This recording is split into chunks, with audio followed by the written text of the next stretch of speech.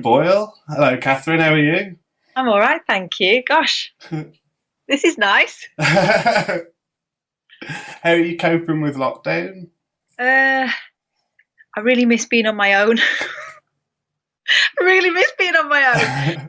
I'm spending when I go to the loo. There's a lot of time where I'll disappear for a while, and I'm not doing anything in there, just enjoying the silence and the solitude. Knocks on the door, or the cat puts her paws under the door. The cat has now discovered that that's where I go to hide as well. So there's really no escape. But yeah, I'm all right. I'm all right. It's been strange for everybody, I suppose, and yeah, I've spent lots of quality time with my kids. And you've been flexing your art muscles during lockdown, haven't you, as well? That shows just how bored I got, actually, because I haven't painted since I was a student in Paris and too poor to do anything fun. So I bought myself some paints, and it was just something I could do for free in this little garret that I used to live in. So I haven't done it for ages, and yeah, that was a bit of a surprise. It's interesting the way the mojo for painting has come and gone. Over the time when things started to get rocky at work and stuff, just didn't feel like painting. And then there was other days where it was one after the other. So it's the strangest thing. Yeah, it's an interesting thing with that. It's like the creative hobbies almost, where they are great to sort of dive into when you need them, but then at least you can pop them to one side when you're not banking on them or anything. No, and that's lovely. And the fact that I was really surprised when people were saying, oh, where can we buy them? It's like, what? It's me messing about. But yeah, people have been. It's been quite cool. Yeah, that must be cool to see people like drinking out of mugs with your paints and stuff. No. During your time at Talk Radio, Yeah. you went from being a producer to sort of being an on-air producer to being like a full-blown host of the show. Yeah. But that wasn't your first time sort of on air, was it? You've been on air before any of that. Yeah. So I started out as a reporter, trained as a journalist. Started out as a reporter on local radio. Hang on a second. No. My daughter's putting signs up. Can I have a biscuit? No, he can hang on. So I started off as a reporter. And there was a fateful Thursday where my boss at the time, Mark Norman, said, what are you doing on the Sunday? And I went, nothing. This was kind of pre-kids. Nothing. Right, I need you to present the gardening show. I sort of went, well, I haven't got a garden. I don't know how to run the desk. I've never presented a show before. And he said, well, it's Thursday. You've got till Sunday. So I was given a really quick go on the big old wooden BBC desks. And I did it on the Thursday, and it kind of unlocked a whole other thing. And, probably listening back to it now, it was probably awful, but it felt right, And so I started off with that, doing this gardening show, despite the fact I didn't have a garden. And I kind of realised, actually, the way around it was to sort of kind of get rid of all the old fart gardeners who'd been there for ages. And some of them, were pretty... Their knees were firmly under the table. I remember one of them telling me to cut short and stuff. And I was like, mate, Start the show properly in a bit. This is my show. So I ended up getting a load of different gardeners in who were funny. And we would just have a laugh. And it was sort of the good side of Top Gear in a gardening show, in the fact that it was kind of the ongoing saga of us getting to know each other and having a laugh. And there just happened to be sort of gardening things in between. And then from that, I did the drive time show, and I produced that and presented it. So fixing the guests and then pretending to be surprised when I actually spoke to them and interviewed them properly with the mic on, 2 hours later. I did breakfast as a presenter. And then I started working a little bit on the side with this guy who did an afternoon show, Ronnie Barber. And his show was completely different from anything I'd ever heard on local radio, in that it was like a topical comedy show with sketches and skits. And so I started writing sketches for him, and I started doing a lot of the female voices for him and stuff. And in the end, I left the breakfast show, which I was double heading with someone who didn't really want to do it with me. It's quite obvious. And went to work with Ronnie, and people thought I was nuts because, you're supposed to all be clamouring for the breakfast show. But I could see that there was something else with Ronnie, and it was more fun. And I kind of realised I was going to get paid the same anyway. I might as well have a laugh. So that's what I did for a while. And then I had kids. And then I came back and they wanted me, they got rid of Ronnie and they wanted me to do something more traditional. And I said I didn't fancy it because I'd kind of tried my best to get away from that. And so they made me produce The Next Guy. And I saw it as a punishment. And I think it kind of was for not doing as I was told. And then I said, you know what, I'd rather read the news. And it wasn't to do with this particular person. But it was just, I didn't want to do it. I didn't want to do it. I had my own ideas about what I liked in radio, and it felt like I was back where I started. So I started reading the news, and at least that way I could control it and, you know, think about what I was going to do next, because maybe that was it for radio, maybe I was going to give it up. And then they got a new breakfast show presenter in, certain Ian Lee, and one of the first conversations we ever had was, well, let's not do banter, it's crap. You just do your bit and I'll do my bit. And it's like, yeah, groovy. I just want to come in and do my work. And I'd kind of fallen out of love with the whole thing anyway. So that was the agreement, but it didn't really last that way. I spent maybe a year and a half laughing over my computer because I was far enough away that I could see like his ongoing adventure in BBC local radio in a news program, and we'd have a laugh, and you know, he'd vent a little bit about stuff that wasn't going well for him, and I would suggest maybe ways of getting around it, and he'd say, why don't you produce me? I went, nah, I don't fancy it, never going to happen. 2 producers later I said, all right then, I'll have a go. And then weirdness ensued. You know, my life went in a completely different direction, and I certainly was not going to be leaving radio anytime soon. So I thought, until like 2 weeks ago. And that's kind of how it happened. But I've been sort of around and around, and I think I was considered a safe pair of hands. I was BBC staff, so I was never quite considered on the same level as the presenters that they'd hired in. You know, they'd kind of grown me from within. And I think, in a way, they took me for granted. Yeah. Because I could do it. You know, and I might have been better off going out and coming back in again. But, you know, life happens and children happen, and you're sort of busy concentrating on making sure you can be there for them when they're babies and stuff. And a BBC staff job is handy. And so, you know, I just kind of lost track of my ambition for a while, I think. And then Ian came along and things started happening, and I started reticently, and he'll tell you this, to sort of say yes to stuff. We were invited to talk at some like big media conference in Salford. Well, he was invited, and he said, I'll only do it if Kath goes on the stage with me. And I'm like, whoa, no, they don't want to hear what I've got to say.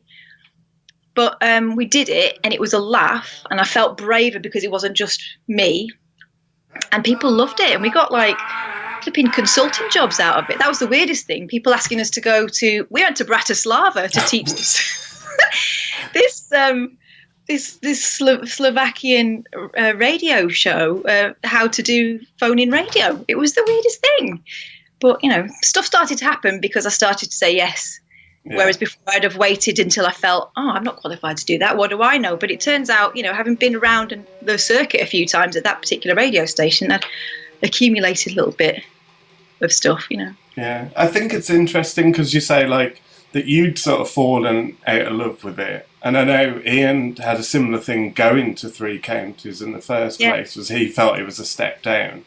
But then it's like you found each other, and it's like this amazing, you know, bit of alchemy that you paired coming together.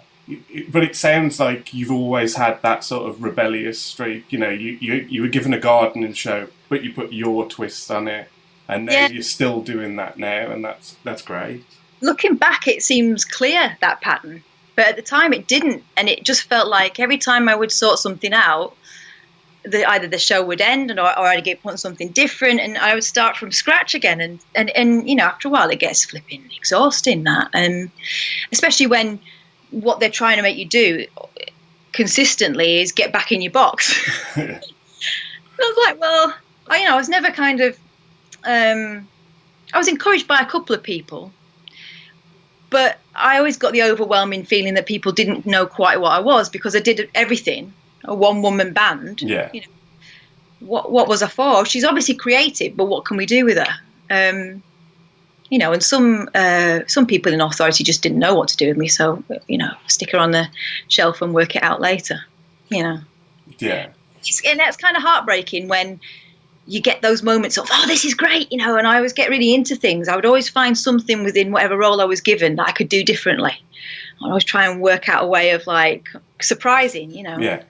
Even when we did the news, you know, I would try and make it something a bit different, and they could tell it was not because I wanted them to know, oh, it's me, Yeah. but because I wanted to amuse myself more than anything, you know. And I think there's nothing worse than listening to someone on the radio who's bloody bored, and I didn't want to be that person.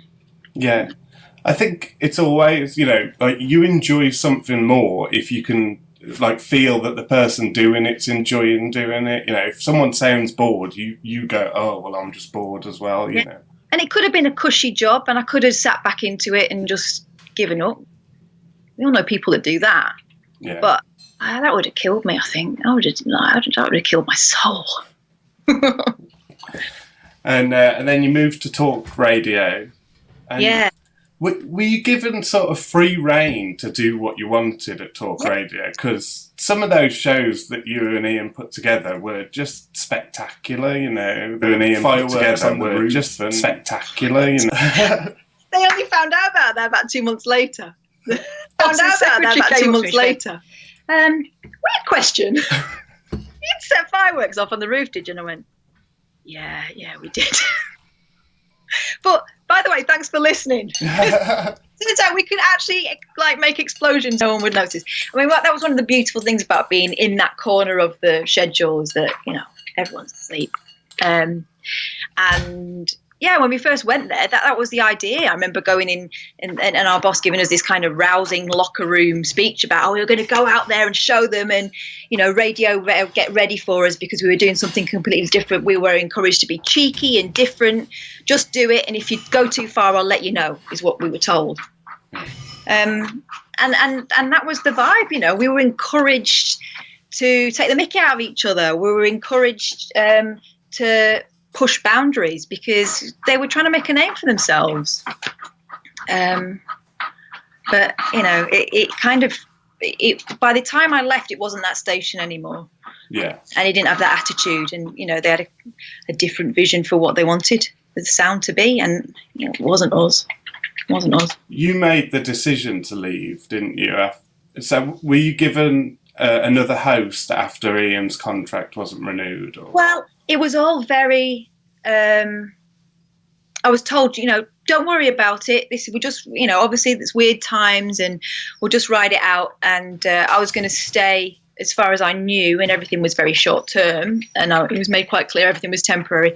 But I was going to stay in that slot and produce a straight news program that wouldn't necessarily be phoning, you know, as it kind of became clearer that they weren't really interested in callers anymore so much as getting people on and having debates, and you know, and it felt kind of like the shows I produced when I was in local radio. You get a list of people to talk to, and you phone them up and you put them on, and that's the end of it.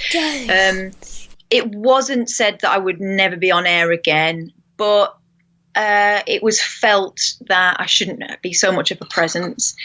And actually, when I spoke to the guy who took over, I said, you know what, I think for the first week or so when I do come back, and I took 2 weeks off to think about it, and Talk Radio were good about letting me, because I think they realised what upheaval and what a kind of shock it was. And we were heartbroken because we loved that. It wasn't just a job, it was our baby. I said, when I come back, you know, maybe I shouldn't, because the listeners will ring up and want to talk to me, and it's your show now, and I don't think it's fair to you.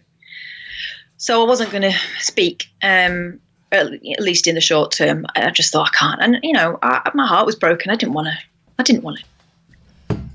do it. Yeah. Honestly, I felt like I was letting the side down by staying, but I only had enough savings really for a month or so, and who's going to hire me during this? And it's so uncertain. And so, you know, and I was calling up contacts in the meantime while I was having this time off to think, to sort of work out what my options were, and they were slim. And all of it would have involved compromise, and I was prepared to go back and work in a newsroom. You know, I was prepared to do that, and I would have made it good. But it broke my heart to think that I was going back again, you know. Yeah, started all over again. Yeah. You know, like you say, you probably make it your own, whatever it was. Yeah. But it still started at stage one again, yeah. It felt like such a waste. It felt like such a waste. I was having to explain to people what I did, and you could again hear people not getting it. And I was having conversations with people, very well-meaning people, putting me in the direction of producers at the BBC nationally and stuff. And you could just tell I was having conversations that I'd had with people trying to get into the industry. And I'm thinking, God, I'm 43 this year, and it's counted for nothing. It's counted for nothing. I think that we're very niche. People that know us, but how on earth do I explain what I've been doing for the past 7 years to someone else, who heard it, and it was kind of looking like I was going to have to stay. I was going to have to grin and bank it. And I was thinking, and also I cannot make this the problem of the person I'm producing next. It's like being dumped, and your rebound guy, be kind. It's not his fault. It's true, like you say, because even the times before they trusted, I suppose, you to host the late night alternative. When they are in Jake Yapp or Rufus Hound or even Tommy Boyd, people would still phone in and want to talk to you or want to talk about you and Ian. Which is why I think in the end they decided to let me do it. Just let Catherine do it, because I think I was there as the continuity and to guide the next person. And those people were brilliant and don't need any guidance really, but we'd kind of created this little corner of the radio station, and I was really pleased that the boss saw that that's what it was, and that the listeners had an expectation, and that I could help kind of bridge a little gap and everything. And I got to work with Tommy Boyd. I listened to Tommy Boyd when I was a teenager, and I couldn't sleep at night. I had my digital radio alarm clock next to my bed on the sleep timer, and it was him. Or following James Whale, another person who I'd listened to since I was a kid. It was incredible. And in fact, when I was still working out what I was going to do, Tommy Boyd rang me up on my phone. Oh, wow. It's like notoriously hard to get hold of. Rang me up out of the blue, gave me a pep talk, and it's hugely encouraging, and I'll always remember that. I had friends that didn't call me because they didn't know what to say, and then Tommy Boyd there, who gets it, who knows how heartbreaking it can be. And it sounds really poncy. People that haven't been in our position would think, oh, get over it. Everyone loses jobs now and again, and it's just. Yeah. You're in a certain way we do radio. You're building up a relationship with the listener. It's not like doing a job. It's not like you can pick it up and take it somewhere else. And it does feel personal when you're not wanted anymore. It feels really personal. Yeah. So he was brilliant. But what was I saying? Producing for someone else, once they'd got a new host in after Ian had left, producing that person, and not feeling it. I didn't think it was fair. I didn't think I was being fair because I wasn't into it, and also I couldn't. He needed someone to build a show with, and I just wasn't feeling it. And I said, I had some really frank conversation with him, and he's brilliant, and he got it, and but I was ready to do it.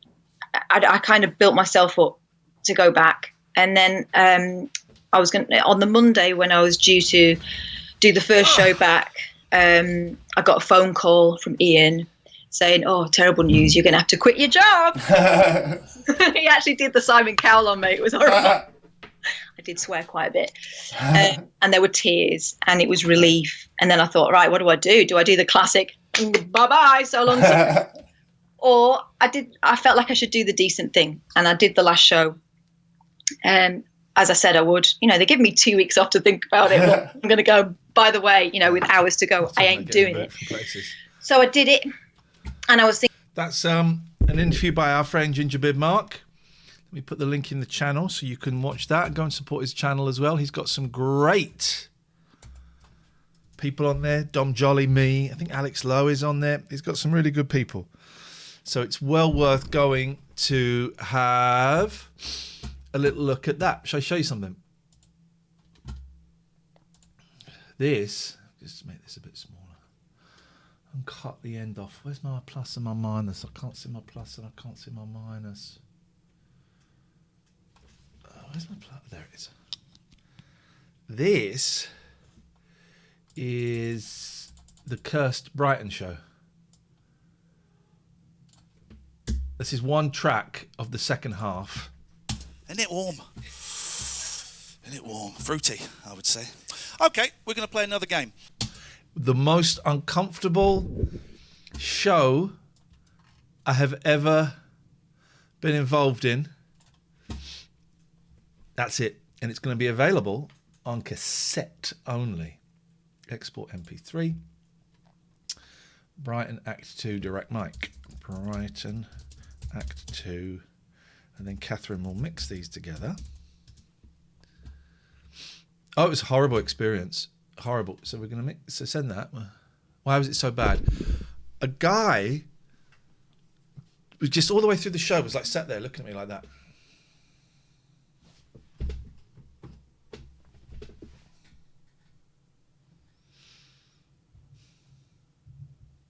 And then he kicked off. You were there, Nelly. Nelly, I don't remember what he said, and I haven't listened to it. Nelly was there.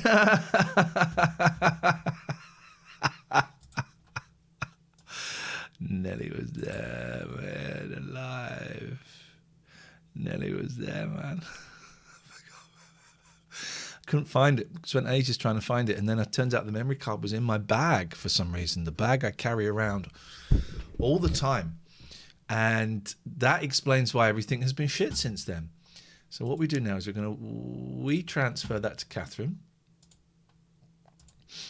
and we transfer. She can mix those two. The first half, the troublesome half, is mixed. The troublesome half is mixed. Oh, no. It didn't save. Oh, no. What? Why didn't it save? No. Oh, no. What did I call it? Brighton? Oh, I didn't save and I just deleted it. Kath's coming. It didn't save. What a dickhead. Donuts. What an absolute dickhead. I might have to record that again. It's a cursed show. It's a cursed show.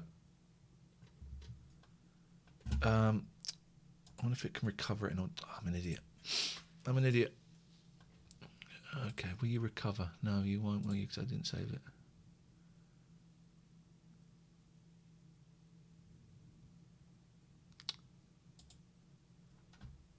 I've got to do it again. Actual cursed show.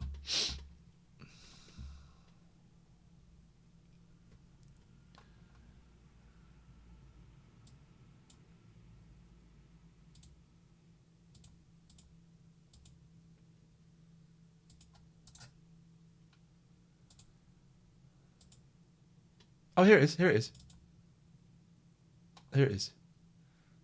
All right. Okay, it's saved. Thank you, Tribe. You're absolutely right. You're ahead of me. You guys are ahead of me.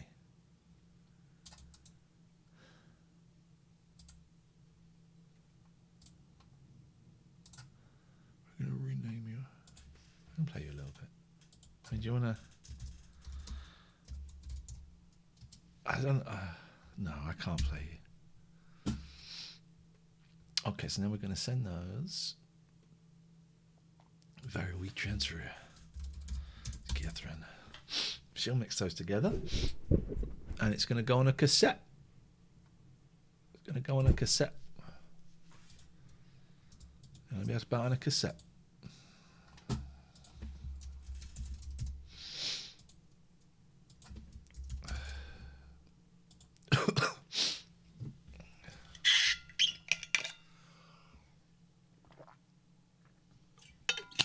Stone 8. 3 weeks ago I was 16.4. 15.8. Or maybe it was 16.2. 16.3. 15 stone 8. I just did 7,000 steps. This is moving to Patreon, guys, and you've been amazing with your Patreon support. Amazing. slow down a little bit. Obviously, after the initial excitement, Patreon is going to be the only way you can watch this show. If everyone who was a tier 1 sub or an Amazon Prime sub here went and subbed to the lowest level on Patreon, we'd be able to make this work.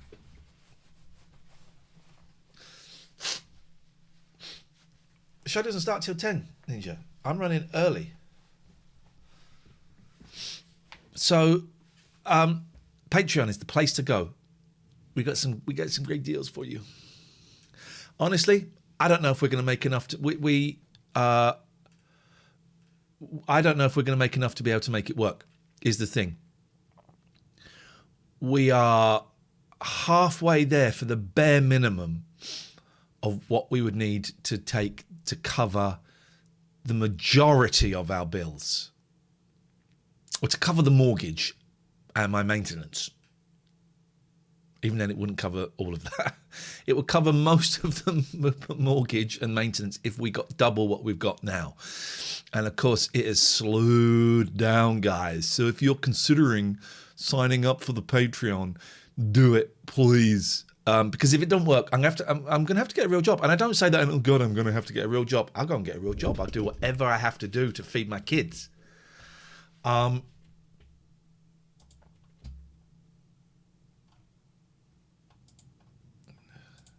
Someone's sent me a message on Twitter, and I think we know how this is going to plan out. Give it a chance, Jim. You're right. I don't know. It's my watch. You're right, Jim. I've been a supporter and subscriber, Ian Lee, to your work for many years. It's a real shame to see you block my personal account. Was there a reason? Seems like a pretty shitty way to treat your supporters, mate. Could be a case of mistaken ID. Then he sent it again and he took the shitty out. Right. But you click on it and there's no clue. Oh, Rob Kitely. Rob_Kitely. Oh, let's go and have a look. Rob_Kitely. Kitely Enterprises.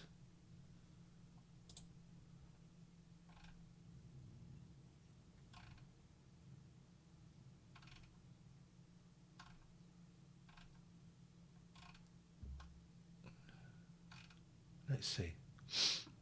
Why would I have blocked him? Donuts. Why would I have blocked him, do you think? You check their feed and block both their accounts. Why, Pete? Jim. Why, Jim? Why? What was it? I know he retweeted a Lawrence Fox thing. Why would I have blocked him?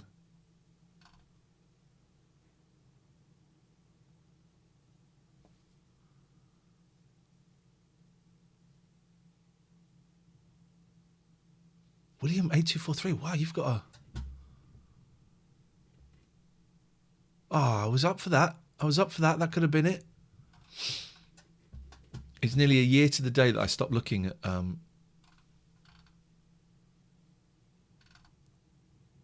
Digital Spy. But why did I block him?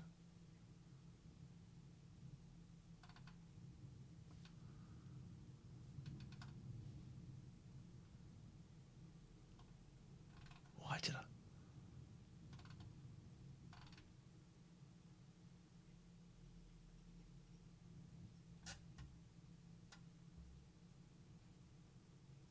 Okay, well, he's a big fan of Julia Hartley-Brewer, but that's not... And Vax. Oh, here we go. It's Tommy Robinson. Here we go. Nope. Just checked. Happy with the block. Nope, just checked. Happy with the block. There we go.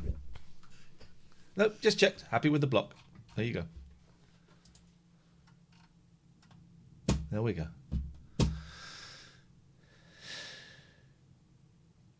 And then on, if we go to Instagram,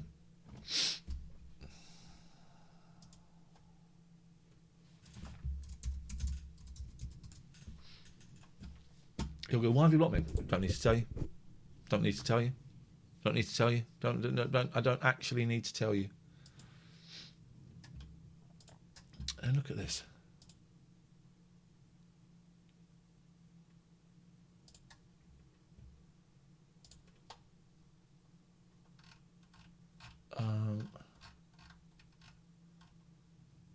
Here we go.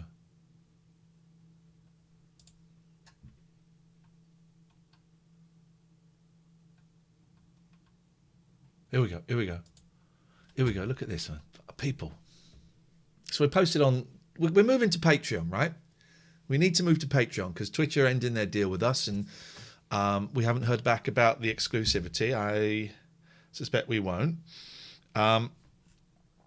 So we have to find a way to earn a living. And so we're going to Patreon. Hopefully we'll be doing the show still on Twitch, but if we have to, we'll move it to YouTube.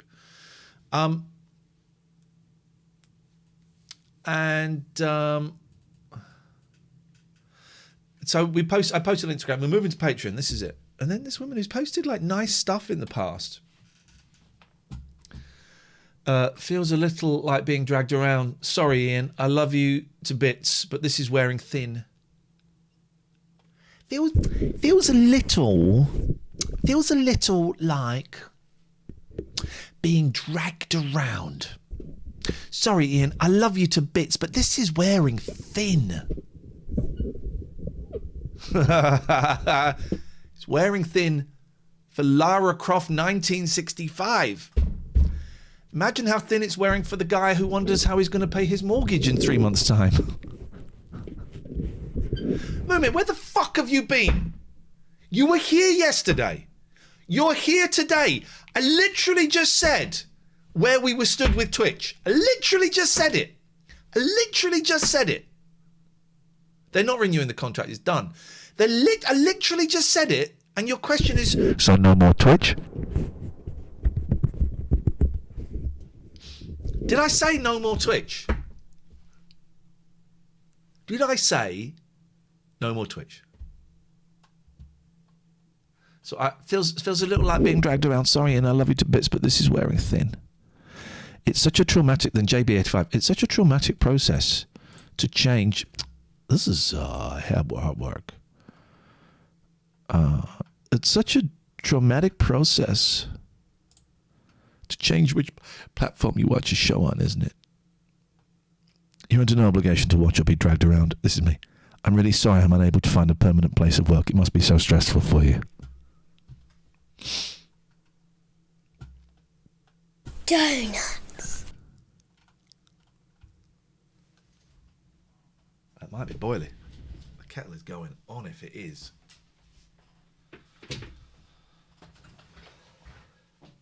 Oh, I found something. No, it's not. I've done 7,000 steps today, and now I can hardly walk. So no more Twitch. Jesus Christ. Donuts. Are you all nuts?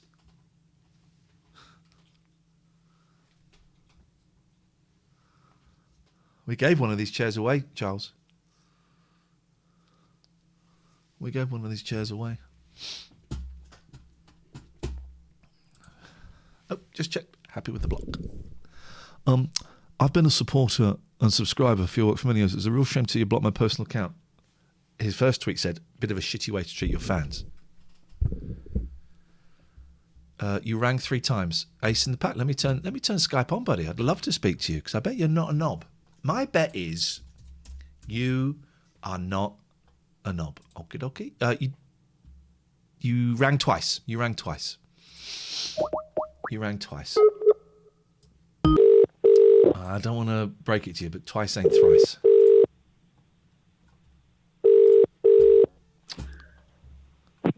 Hello, mate. How's it going? What do you want?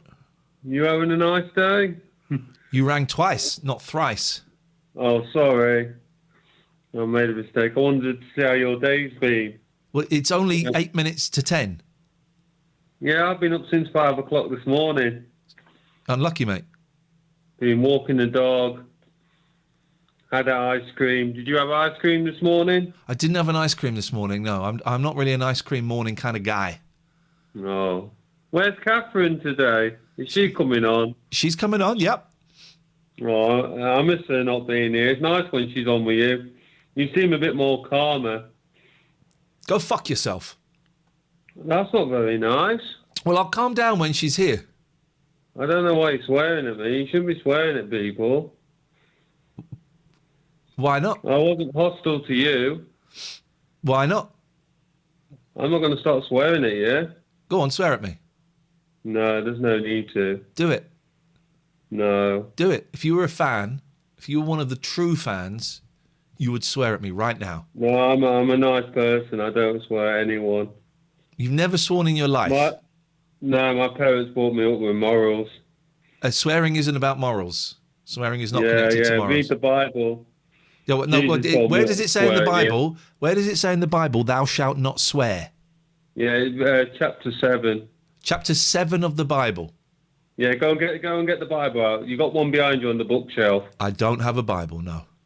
You don't have a Bible, oh dear. No. My books tend to be. I tend to have a library of non-fiction Well, what do you read? books. What's your favourite book? Mine's Chronicles of Narnia. Okay, which is a Christian book. Yeah, it's a Christian book, yeah. Yep. Is yours a Christian book? Is which book Christian? Which books have you got behind you on the bookshelf? Go and get a book out. Show us a book. Show us number 7. Go to number 7. All right. Yeah, pick number 7 book All out right. and let's see what book it is. Go to number Go 7. on. Let's be brave. Let's go. Let's have some fun. Number 7 on the third bookshelf. I can see it from here. Let's go.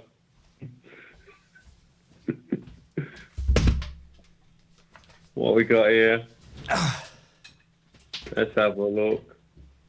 Hang on a minute. Tangled up in blue. Okay, Captain Lee, let's have a look. What book have we got today? Shut up. Can't hear you. Right. Oh, sorry. Okay, I got I'll book pull number your 7. pencil. Now Go what? to page 144. Okay. I like this game. But you're a weirdo. Yep. 144. Let's have a look what's in the book. Another time she had me going was when she and the fellow who played the milkman, Harry Layton, set me up in the old school. I was sitting with the pair of them when I apologise for this language. This big coloured chap came and sat opposite me. Oh dear. He said, hello, and I replied with the same.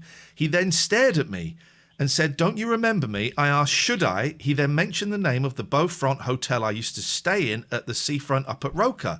I said, oh, you're from up there. And he said, I can't believe it. You still don't remember me. I racked my brains and decided I couldn't have been that drunk that I've had this big black man and not remembered. Oh dear. Yes. Now, in drink, I did have one night stands that were very hazy, but I'm sure I'd have remembered sleeping. Don't make me read on anymore. Did you sleep with the postman? Does it say the postman? It says yes, it does. It says the postman. It says and by the way, that's Lynn Perry's Tale from How Coronation. many subs have you got on Twitch? You're doing very well for yourself. You're a very, very clever man. You're not very stupid. Apologies to everyone for the casual racism of Lynn Perry there. I'm just reading it as... I think you're very clever how you work things. You've done very well for yourself. Say what now? And I hope you get all the success in the world and make as much money as you can. Well, I am making as much money as I can. Unfortunately, it ain't a lot. Is it not? No, mate. You're not making £3,000 a month? Thank like you, the woman Gaffer. on a hot tub? I'm not making £3,000 a month, no. Oh, there's a woman in a hot tub. She makes £3,000 a month. I think you should go in a hot tub with Catherine, and I'll definitely give you 100 subs. Okay, well, why don't you just give me give me £500 now? No, you have to earn the money. I'm I want earning to it. see you in a hot tub. Okay. I want to see you in a hot tub. And then we'll But I thought your consider it. parents brought you up with morals. What's moralistic about that? Jesus could walk on water. We'll see if you can as well. But could he walk on bubbly water? Yeah, That was filled, that also had semen in it. Maybe, I don't know. We'll have to ask Catherine, but she's not here. She likes a bit of semen, but she's not here. Right, goodbye, you filthy bastard. Go and fuck yourself. Go and fuck off.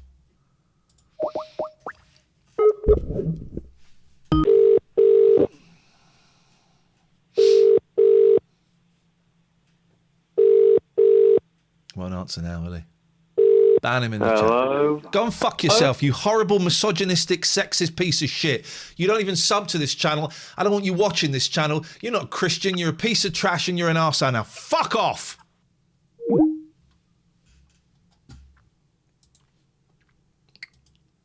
And block. Can we block him? Can we block him from the chat, please? Why didn't he do that when I was away and I didn't have my headphones in? That was the time to do it. Apologise for the racial language there. What? Why didn't he? Why wait then? Nigel from Maidstone. Oh, he phoned last night. Hello, Ian. Hello, Kath. Oh, hi, Ian. It's Nigel. If you can get me on the show, please try and call me back. I tried to get you on the internet. I think I did get one of the earlier programs, but I can't seem to find it that easy on Twitch. It's a bit complicated for me to work. Hello, Catherine, if you get this message, and look forward to speaking to you soon. Bye. Bye for now.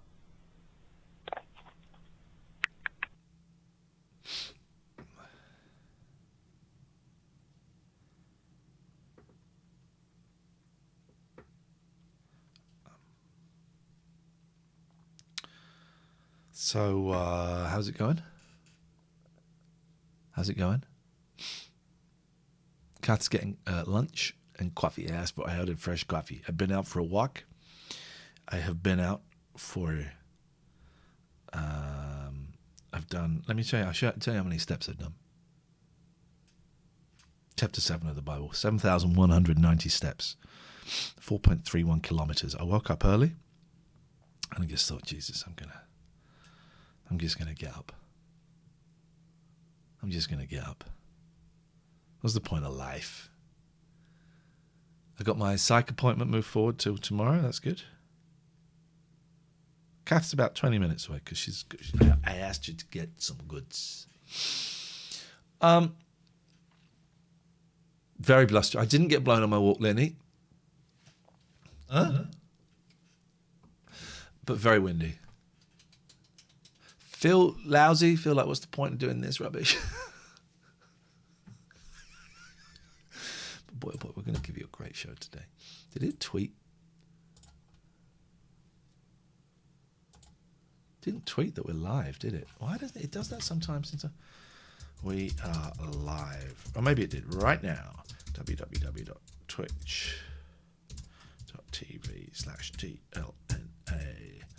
Call us now on 0203 286 6370. We just had a proper loon. Proper melt on. Proper melt. Call in. There we go. Second vaccine yesterday. Congratulations. How is mental health care over there? Terrible. Unless you got money, you're screwed. You got money? You're screwed. Oh, David, you just missed a great call. It's the kind of call that you would have loved. Bigger Boy came back a couple of nights ago, so Bigger Boy is alive. It's the kind of call you would have loved.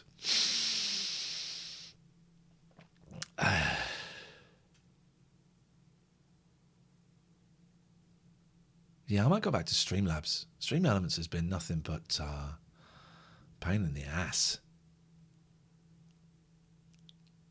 I watched I watched Rocket Man yesterday. Did you say yesterday you were probably going to get rid of Big Boy? No. Didn't say that. I watched Rocket Man yesterday, and I thought it was Don't worry, Gatford. There are idiots who know. There are idiots who think all Christians are like that guy pretended to be. But most people know that most Christians are cool. Most Muslims are cool. Most Jews are cool. You know, but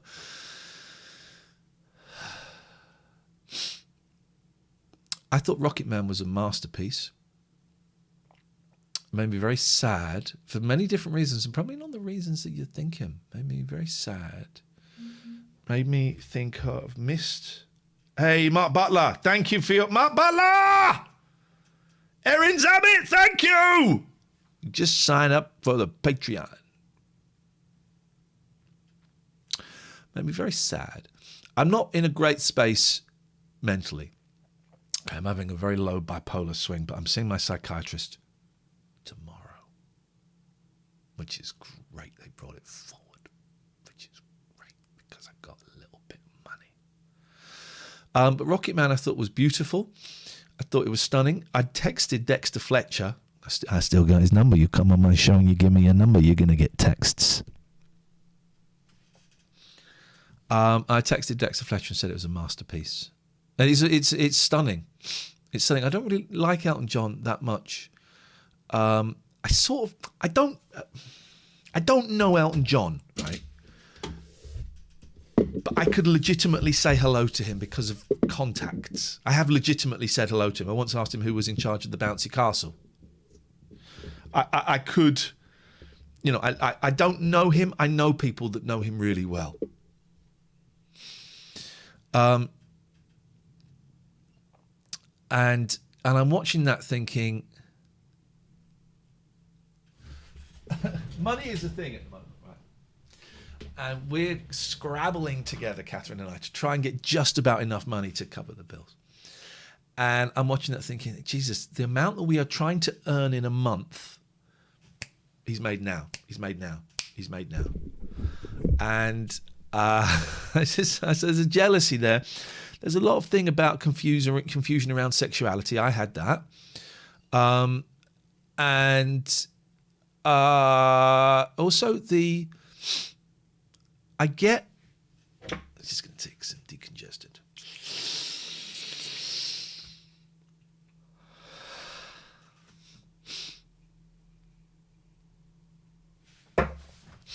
Donuts. Thank you, Pringles. I bet we're not on the carousel anymore. But I bet they changed that. Good morning, Twitch. I bet they took us off the carousel sharpish this morning.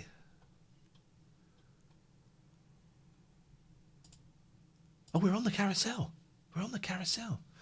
Riding along on a carousel, can I catch up to you? It's the optimism of youth and the potential of youth I find inherently... Jesus Christ, Amaranth! Oh! That is ruining this platform. Not her specifically, all of them. Ruining this platform. Yo, unban, bro. Unban. Hot tub ban appeals. I'm off this stream. Good luck. Who paid for subscription? It's like make money while sleep. Was he gifted a sub?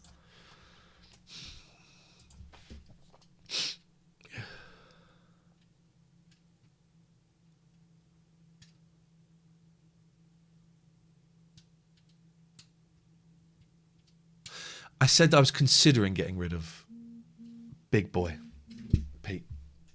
He bit the kids, or scratched the kids 3 times at the weekend, and they were both really upset. Not badly, but thank you, Matt, Erin, Richard, and Rob. Thank you. Not badly, but enough to upset them, and enough to make me think, okay.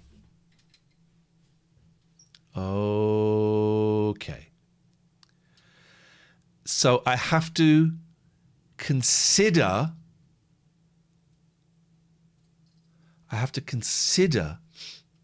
getting rid of Big Boy as an option. I would rather not, but you got to do. Tweety Bird, you're drawing attention to her. So it's the optimism of youth. It's the optimism of youth. No, don't get rid of cats. Excuse me? What? Excuse me? What? Ambrosine, really? The first time you pop up in years and the first thing you do is you tell me what to do? Thank you, James Gilly. Thank you very much. If I choose to get rid of the cat, I'll get rid of the cat. Simple as that. If I think it's the best thing to do for my family, then I will get rid of the cat. But thanks. It's the optimism of youth and the feeling of invulnerability and ultimate. Anything is possible. Anything is possible. I remember that, and that makes me sad. That makes me sad, and you know.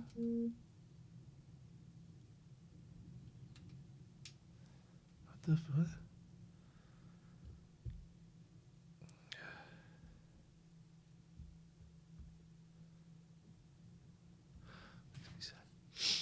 Thanks, Gilly. It's got your sub. I appreciate it. We'll see. Let me see where Boyle is because I need coffee. I need it.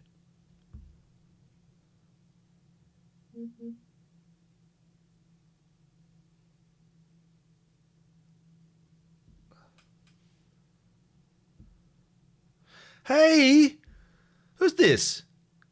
Michael Sava, Michael Sava, who's sitting in a lovely warm onesie. Pete, how do you know that? How do you know that? We made some films.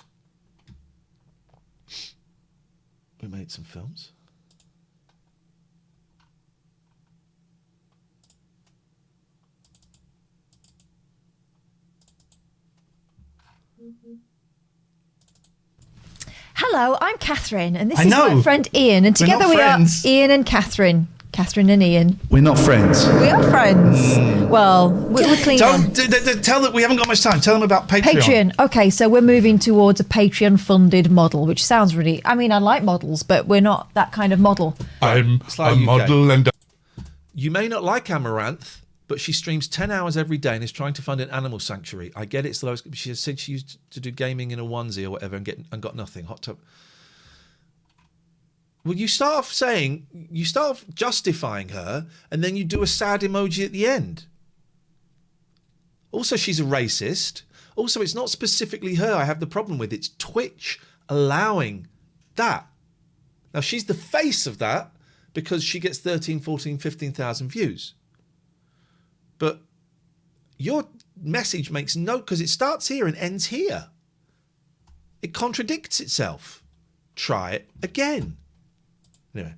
Hello, I'm Catherine, and this I is know. my friend Ian, and We're together not we are friends. Ian and Catherine. Best friends. Catherine and Ian. We're not friends. We are friends. Well, we're clean on. Tell them we haven't got much time. Tell them about Patreon. Patreon. Okay, so we're moving towards a Patreon-funded model, which sounds hair really... there. I mean, I like models, but we're not that kind of model. I'm a model and I'm looking fine. We decided that this would be the way to ask you if you'd like to support us. If you want the full podcasts, if you want the best of podcasts, if you want to see the full show, if you want first dibs at playing games with us, if you want exclusive meals or the mod production meetings, it's all within the And if you want no adverts.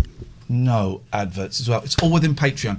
Patreon.com/Ian what the and no Catherine. adverts We've got thing is, 5 because we won't be tiers. doing adverts anyway. I Have a don't know look why at she them. said that. That's And if you can crazy support thing us, to say. that would be great. And if you can't, well, you know what? That's great as So well. Spuddy, Stay thank happy you, and Sir blessed. Spuddy. Goodbye. I don't know why she said no adverts, because there'll be no adverts anyway. Oh, Catherine's here. Let's get the kettle on. Oh my God. Let me scare her. Let me get the kettle on and scare her.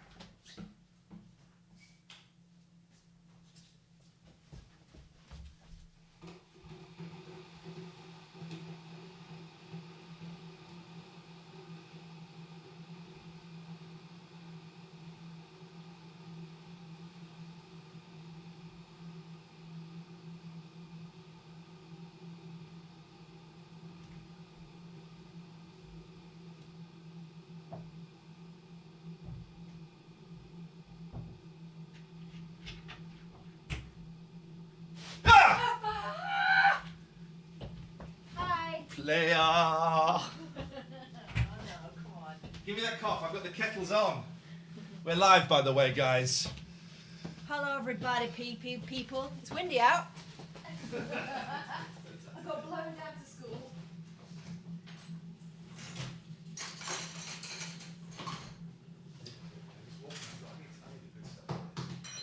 Get it in. Let me put this stuff in the fridge. Oh! Oh my god! Does it shake up? Surely not. Well, it's It's exploded. That's crazy. Shows it's fresh. Is it teaspoon per tablespoon per cup, isn't it? Yeah. Did I get you a scoop? Donuts. As usual. Do not appreciate these things.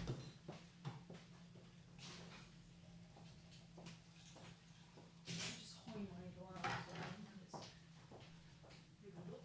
Perfect. Hi, Pat. I'm trying to hold it down.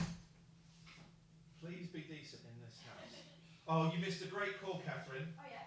Unfortunately, it ended with him saying, well, Catherine loves semen, so I told him to fuck off. But up until then, it was a great call. It was a proper funny call. What was it based on? The Bible, chapter 7. So the Bible turned into digital. He said his mum and dad had brought him up with morals. Wow. And I said, well, because I'd sworn, and he said, don't swear, my parents brought me up with morals. Read the Bible. I said, where in the Bible does it say don't swear? He said, chapter 7. Chapter 7. But does it also Hey, it's cover my the witch from HR Pop and stuff. I think it's from HR Pop and stuff. this blouse is from a shop called Hippie Shake. I absolutely love it.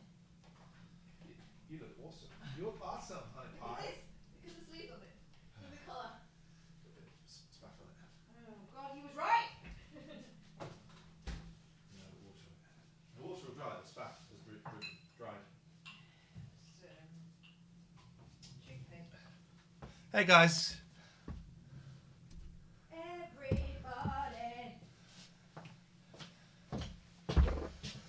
Sly, listen, if you're loving Amaranth so much, just go and fucking watch it, mate. I don't care. Or alternatively, stop being a coward and watch some actual porn. But go and watch a Bluey. Go on. I'll give you some websites. Yeah, you do whatever you got to do, Cat, but go away. I'm a model and I'm looking good. Hey, Spuddy, I saw you signed up to the Patreon. Thank you, mate. Thank you. Some lights. It all looks good. Right, so let's find. I think you look like the Hot Witch from HR Puff and stuff, but I don't. My memory's not quite good enough. So let's find out. Let's go to the Hot Witch. I need to put more eyeliner on. I ran out of the house today. I was so late. So I'm going to type in Hot Witch, HR Puff and stuff. HR Puff and stuff. Who's your friend when things get tough? There we go. There you go. Hang on. There we go. Bit rude, mate. No, there is a better. But she goes like hot in it. Do I remember? What was the one with Mama Cass in as a witch? Do you remember that? That's HR Puff and stuff, isn't it? But that's the movie and the TV series. The movie. We want the movie. She was in the movie.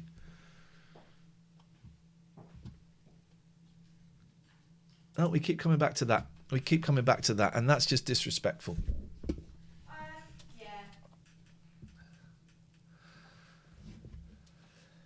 You are not only aware of hot tub stuff because I told you about it, because you know more about the hot tub stuff than I have said, than I know. So you are not only aware about it because of me. Who's this? Who's this telling lies? HR Puff and stuff. Who's your friend when things get tough?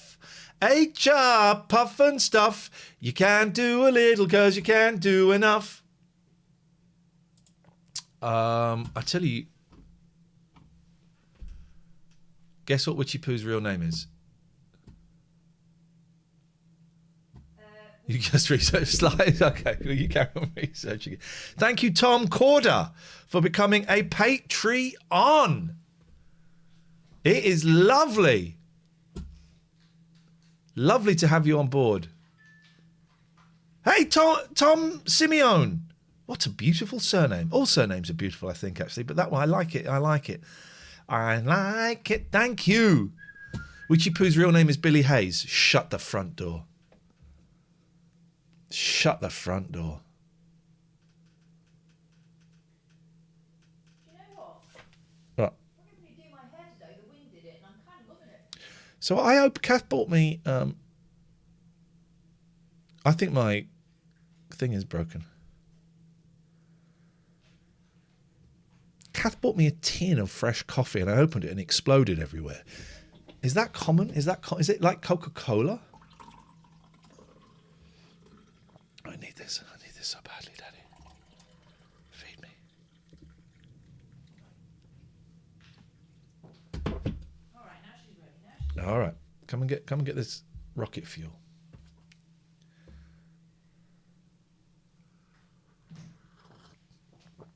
If you sign up to our Patreon, you get a special private channel in Discord. It's a private channel. Hey, how faithful was Rocket Man to his life? I bet it wasn't at all. No. It wasn't. It was a musical. It was a No, fantasy. Because I'm still standing Oh, you were such a sucker. in the thing. That's the worst bit of the film. No, but what I'm saying is, came at a point in the film where it suggested that he'd sorted it all out. Well, of course he hadn't in real life, had he? No, it was a fantasy. Yeah. It was a fantasy, but it was a good fantasy. The worst bit of that film, though, was when they superimposed Taron Egerton Yeah. into the "I'm Still Standing" video. That was awful. That Did was it have awful. actual Bruno Tonioli in it, though? That was awful. Well, it was the original video, but they just superimposed him in it. Oh, I enjoyed it. That was awful. It was that all bit. a bit of fun. Come on. It was a. Oh no. Also, if you were Taron Egerton, right, or Egerton, whatever his name is, and they said, right, we're going to do this. What do you reckon? You'd be bang up for that. I've said already. I thought it was a masterpiece. I thought it was a masterpiece. Yeah. I don't really. Like I said, without going away, I don't know Elton John. I could say hello. I've said hello to him a few times, but I know people that go around his house on a regular basis, right? That are friends with him. Could you say hello to him without him going, piss off, leave me alone? Yeah, of course. Great. And I think that makes you his friend. I once, while off my face, vogued around David Furnish in a gay club, shouting, "Come on, you gays, let's have it!" Voguing around David Furnish. That's audacious. Is audacious. Speaking of audacious, have you seen that new cut of Prince playing While My Guitar Gently Weeps? Don't piss on it because I love it. Okay. I watched it yesterday. Have a look on Twitter. In fact, I'll retweet it. Have a look on Twitter. Oh, just the cheekiness of it. And the fact that Danny Harrison is clearly loving it. Just beautiful. Anyway, now you can continue talking. Bohemian Rhapsody or Rocket Man? Bohemian Rhapsody is a piece of crap. Rocket Man is great. Directed by a great friend of ours, Mr. Dexter Fletcher, who I was able to text after hunting quite hard to try and find his phone number again. Yeah. I was able to text He and say, started following me on masterpiece. Twitter the other day. He must have forgotten that he really likes me. Masterpiece. We got a phone call. This is going to Oh be... my God, that coffee. What? 7,000 steps. I need a little pick me up to get me through. Dexter Fletcher, well done, thank you. I once went on a donkey tour ride in Spain with Kenny Everett. Great story. Hello there, caller. Hello, Catherine. Hello, Ian. How are you doing today? Are you the Bible well? chapter 7 guy?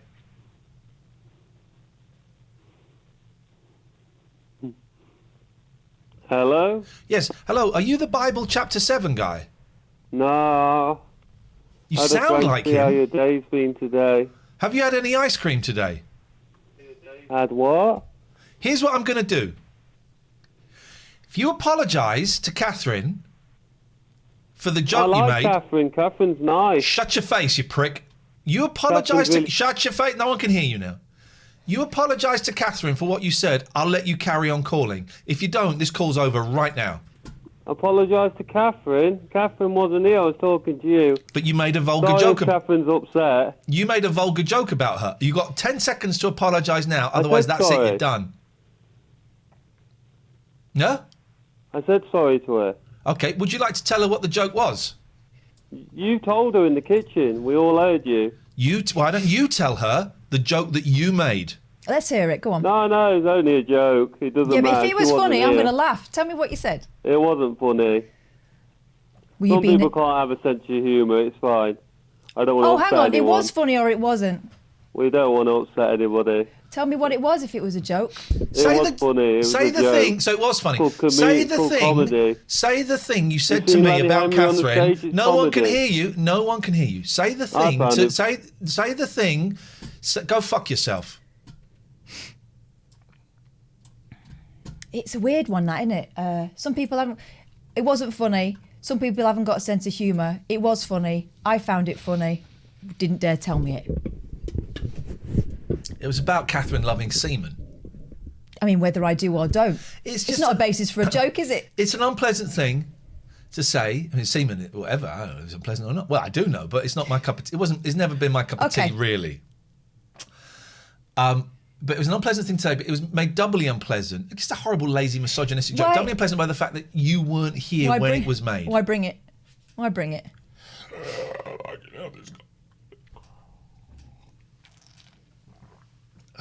I would have had more respect for him if he dared say it. What an ass vile little man. Keep your eye on Cute Psycho. I know Gatford said we could hear him. Gatford. Look at this little bit hanging down. Look how cool I look. You look like Grandad Bert. Look how cool I look. I know I don't look anything like Grandad Buck. I wish I could. Grandad Bert had the lovely quiff. Wish I could.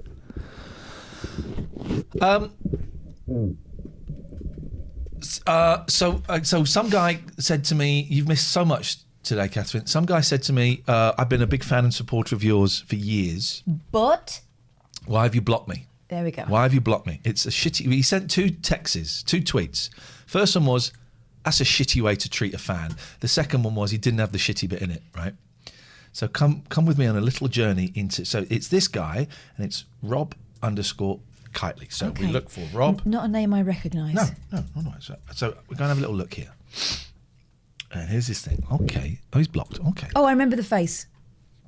Maybe he changed his name. So it goes down, and okay, this goes down a little bit. Okay, we go down. Lots of muscle men. Oh, yeah. Lots of muscle men. Okay, there's a thing a little bit further down here about he's a big fan of Julie Hartley-Brewer. That's okay. I'm not going to block someone because they like a radio presenter who's an ass. Big fan of Toby Robinson. Goodbye. Yeah. Goodbye. Block. So I wrote back to him going, nope, just checked. Happy with the block. Do you want to look at my block list? Yeah. My block list is wonderful. I can never remember where it is. Is it there? Privacy and security. I tell you what people would be more interested in. My mute list.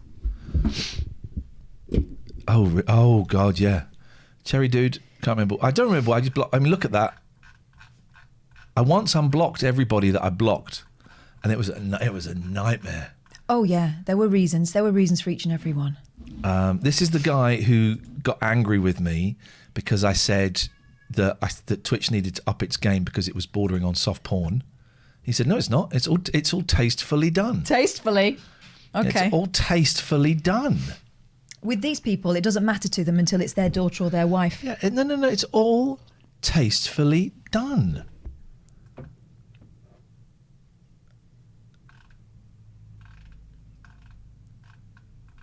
He likes young women, and that's absolutely fine. Young men, that's absolutely fine. I mean, we all like steps. We all like steps. It's tastefully done. Oh, right, okay.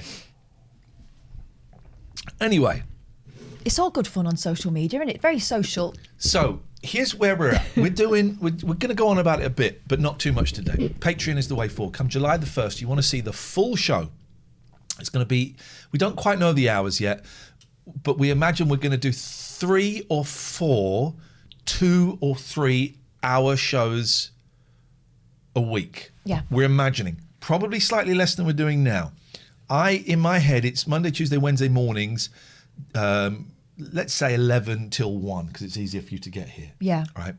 And I think we'd have to put an evening show in somewhere, so we consider maybe you stay around all day Wednesday. I don't know. We'll have to think about it. Don't cry. It's all right. I look knackered. I am. And so at the moment, you can watch the show for free. Come July the 1st, you're going to watch you can get the first hour of the show to watch for free, hopefully on Twitch. I'm hoping we get that email today saying yes, you can stay just like others.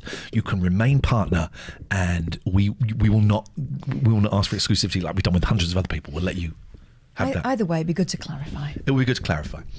So the first hour of the show will either be on here or on YouTube, right? And you get to watch it for free. That's great. You're welcome. Then after an hour, we then go to a private link. So this is how I'd like it to be. First hour of the show on Twitch. At the end of the first hour, or a little bit longer if it's going well, we go, bye, thanks everyone. And everyone who is a Patreon, £6.66 and above, have been sent a link at the beginning of the month that they can then click on, and then they come in for the after show pop party. After show lock-in pop. I don't know why I've called the Discord feed the pop party. I love it. I don't know why. Let's have it. So the first hour of the show on here, everyone, you're welcome. Donos, bits, whatever you want to do. That's all cool. Second half of the show, the 666 and above will have a URL that will change every month, and they can come in and carry on the show, and it'll be the same kind of shtick, right? It's also going to be the only way, the $4.99 is the only way you're going to hear the kind of the daily podcast that you get for free now. And I know we're going to lose a lot of listeners, and I really apologize if you can't afford it. I really apologize. We kind of have to do this to pay our mortgages. Yeah. So we're not doing this to punish you. We're doing this out of, I'm going to say desperation, necessity. Survival, it's called. Survival. And the 666 and above will get the 45-minute best of podcast. They'll also get the full audio from the day to download as a podcast. They're also going to get the full show to watch. I don't want to say indefinitely. I would like to have a period of exclusivity before we can then put it out in the public domain. I reckon 3 weeks. I was going to say 2 or 4. 3 weeks sounds like a great compromise. Perfect.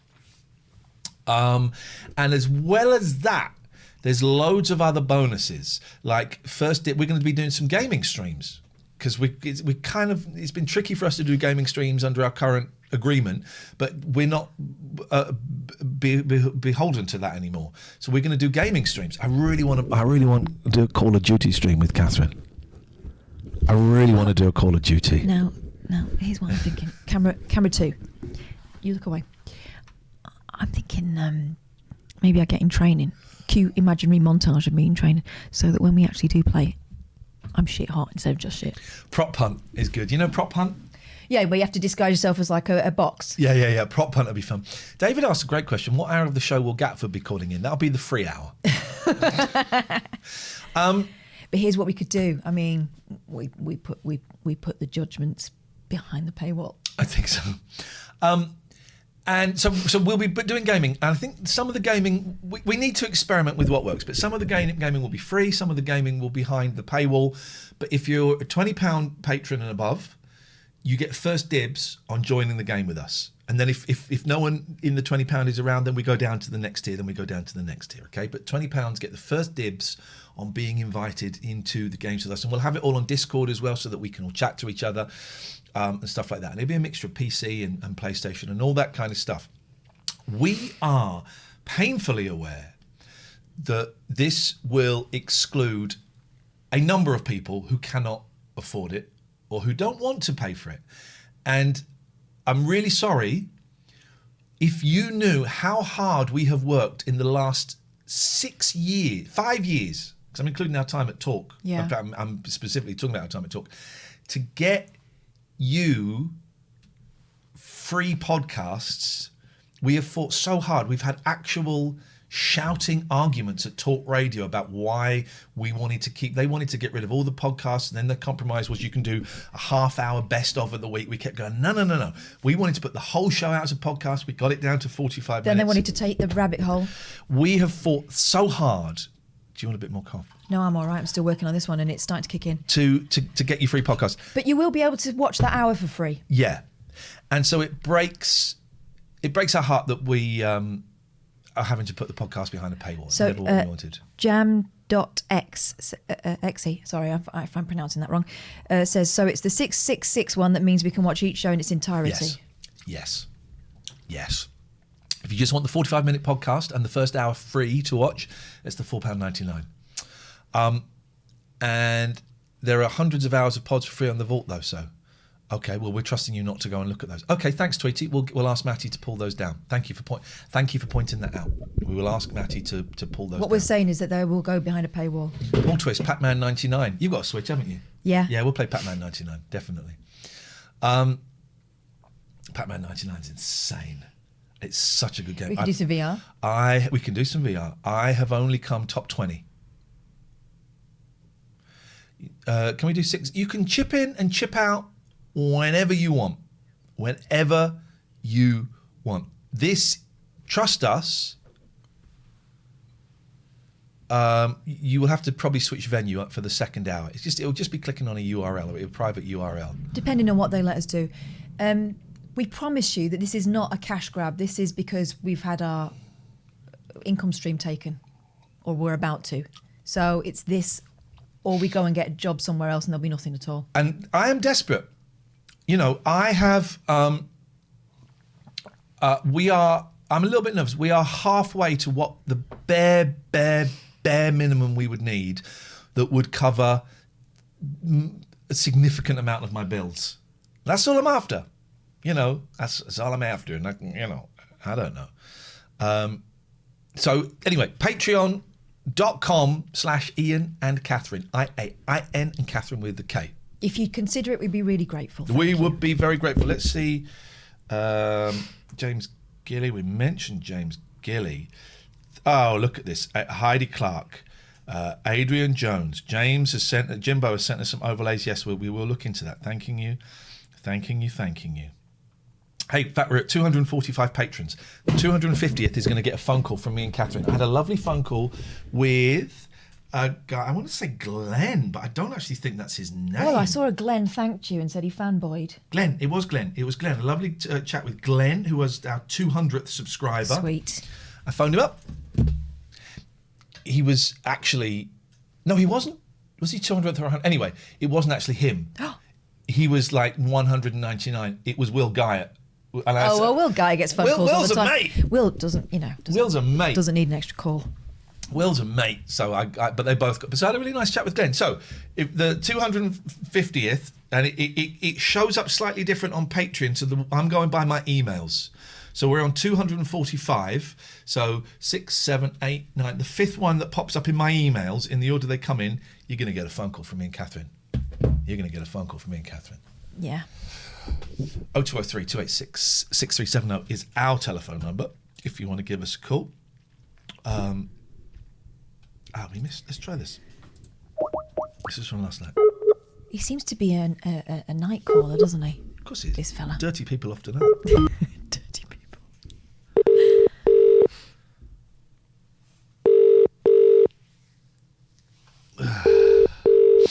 God, this coffee's amazing. Hello? Hello, Nigel. Who's that? It's Catherine and Ian. Oh, hello, yes. I'm in bed still. I'm not feeling very good at the moment. Oh, dear. What's wrong? Well, I've got a bit of a water infection. Oh, dear. Water infection. Oh, Yeah, okay. When I go to work, it stings, Stings. Oh, dear. Yeah, I've had it a week now. Have you seen the doctor? Yeah, I've got some antibiotics, but I haven't started taking them yet. Why? Because I'm hoping it might go away by itself. It won't. Water infections. I know a little bit about water infections. They can stay there forever, or take months to go away, and they can get worse, and they can make you very, very poorly. Whereas antibiotics, I have found when it was my mum, when she started taking antibiotics, by the end of the first day, there was a significant improvement. She carried on taking them right till the end of the course, but by the end of the first day, there was. Let me finish.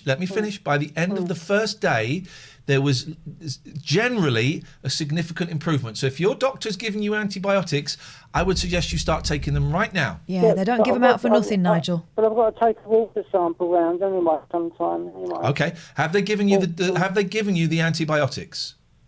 Yes, I've got those, yeah. Start taking them right now. I'll take one later then. All right, or don't take them, Nigel. It's entirely up to you, mate. If you want to carry on feeling like shit, here's the thing. You can carry on feeling like shit and it can get worse. You can carry on feeling like shit and it can get worse. Or you can start taking a tablet and feel a little bit better by this evening. It's entirely up to you, mate. Are you not doing the show in the evening now? We do it in the mornings, Monday, Tuesday, Wednesday and Friday nights. But listen, Nigel. Oh, okay. You need to... Hang on, let me...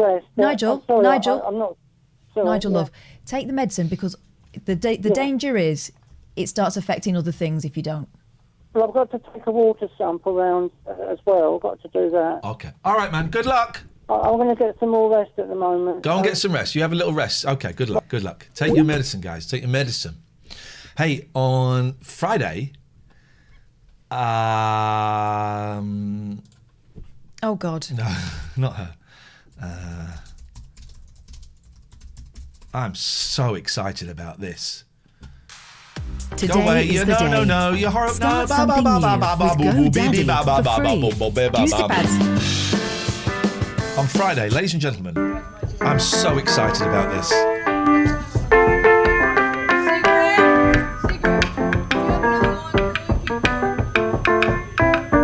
We've got the lead guitarist and lead vocalist, June, from Fanny, is coming on the show.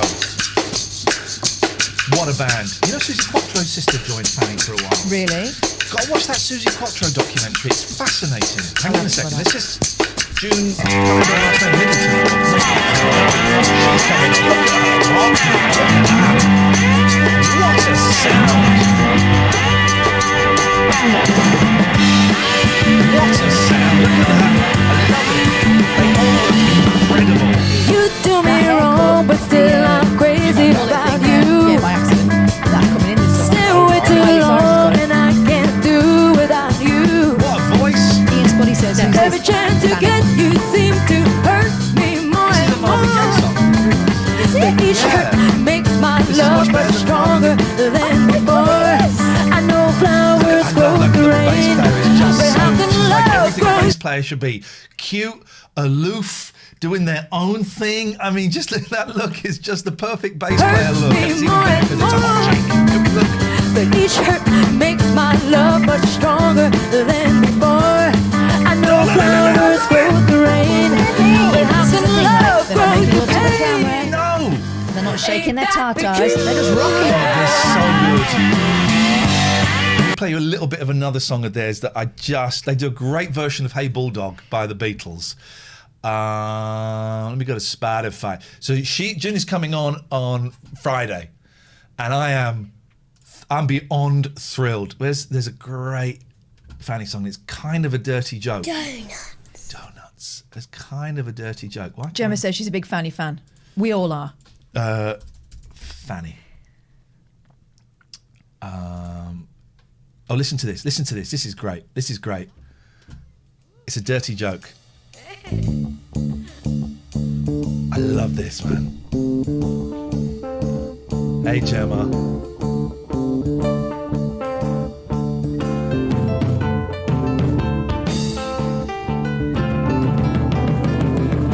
Ooh, baby, I can make you come to me. Yes, man. Okay. Yes, man. Ooh, baby, I can make you run.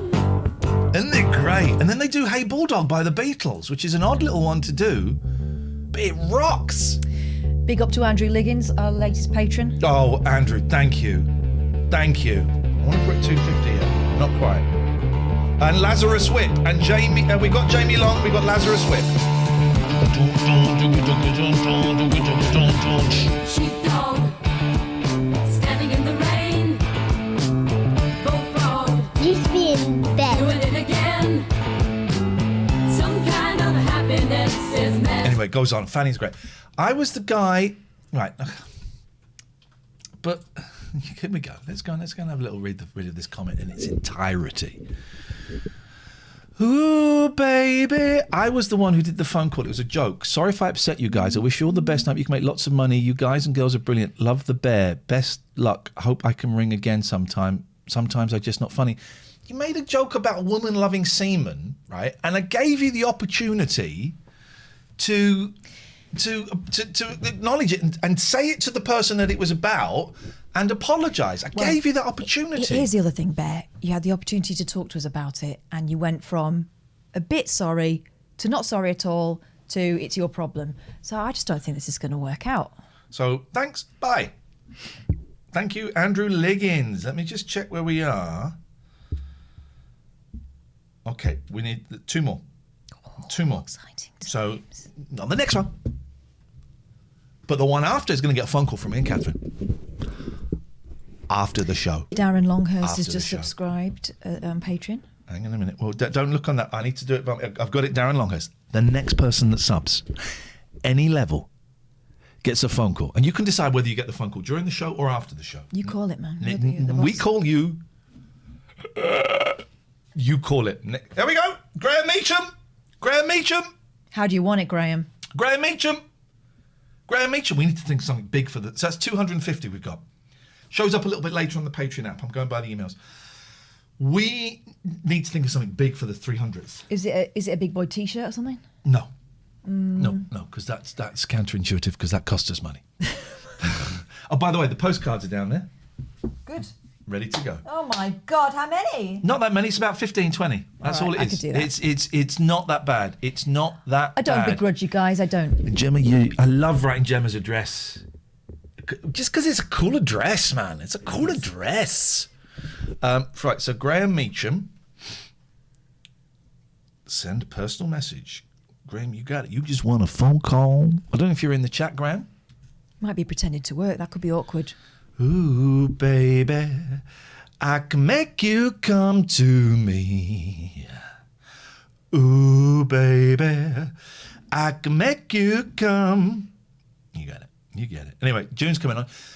Jez, whose last name I can't remember, is coming on as well. He wrote a book about Fab Fools, about the comedy in the Beatles, and in the end it kind of evolves into a huge chunk about the brilliant Neil Innes. Roberts. No, it's Neil Innes. It's definitely Innes. I've met him. J.E.M. Roberts. Oh, Jem Roberts. Okay, you're talking about the guy that wrote the book, yeah. So, Darren, you're too... Darren, no, Darren. Oh, no, we want Graham. Darren, you're too full now. We're not interested in you. Jokes. We want Graham. So let's find Graham on here. I've got so many windows open, guys. Let's find Graham. I want to find Graham. Patrons, relationship manager. The whole app is a little bit clunky. And I've messaged. There he is. But now I should be able to click on this, right? And I should be able to message him. But then it just goes to the spinning wheel. And I've messaged Patreon with one problem that I don't quite understand. I wonder if it's not just my computer. I mean, there is an email address there if we wanted to cut out the... I want to go straight. Yeah, but I want to be able to message people. All do. Or do you have to write the note first and then press message? No, that note is private. That's just if you want to say this person's a knob. Which you wouldn't say about Graham. You should be able to just open up. There's something there's something wrong with Patreon, and I wonder if it's my computer. Could you have a little look on yours? Sure. So. Because I want to make sure this guy gets his perk. I want to make sure he gets his perk. So. This guy's going to get his perk. You got 500 viewers, guys, and we want to make sure everybody gets their perk. Relationship manager. You can search there for Graham. It's right there. Okay. If you click on his name, no, you just need to click on his name. Click on message. Oh, I've got the spinning wheel of doom. I wonder what that is. I had that yesterday. I'm having great problems with Patreon. Okay, well, let's email him. We go here. We compose. We go paste. Thank you. How do you want your call? Hey, Graham. Good morning, Moomin. Moomin has just come into the chat. Moomin's been in the chat all freaking morning. With great... Hi, all morning. Thank you, Paul Carter. You are number, what is it, 300 or 250? 250. 250. So you have won a phone call from me and Catherine. If you want to, please send your number and we will call. So you do it. This is perks. Morning, Alex. This is perks. This is what could happen. This is perks. Okay, so I'm looking hot today, and that's cool. That's okay. I'm cool with that. Oh, my psych appointment is moved till tomorrow. Oh, that's good. That's great news. Okay. That's great news. Do you feel These are the better? eyes of a mentally ill man. These are the eyes of his friend who keeps getting phone calls. Another one?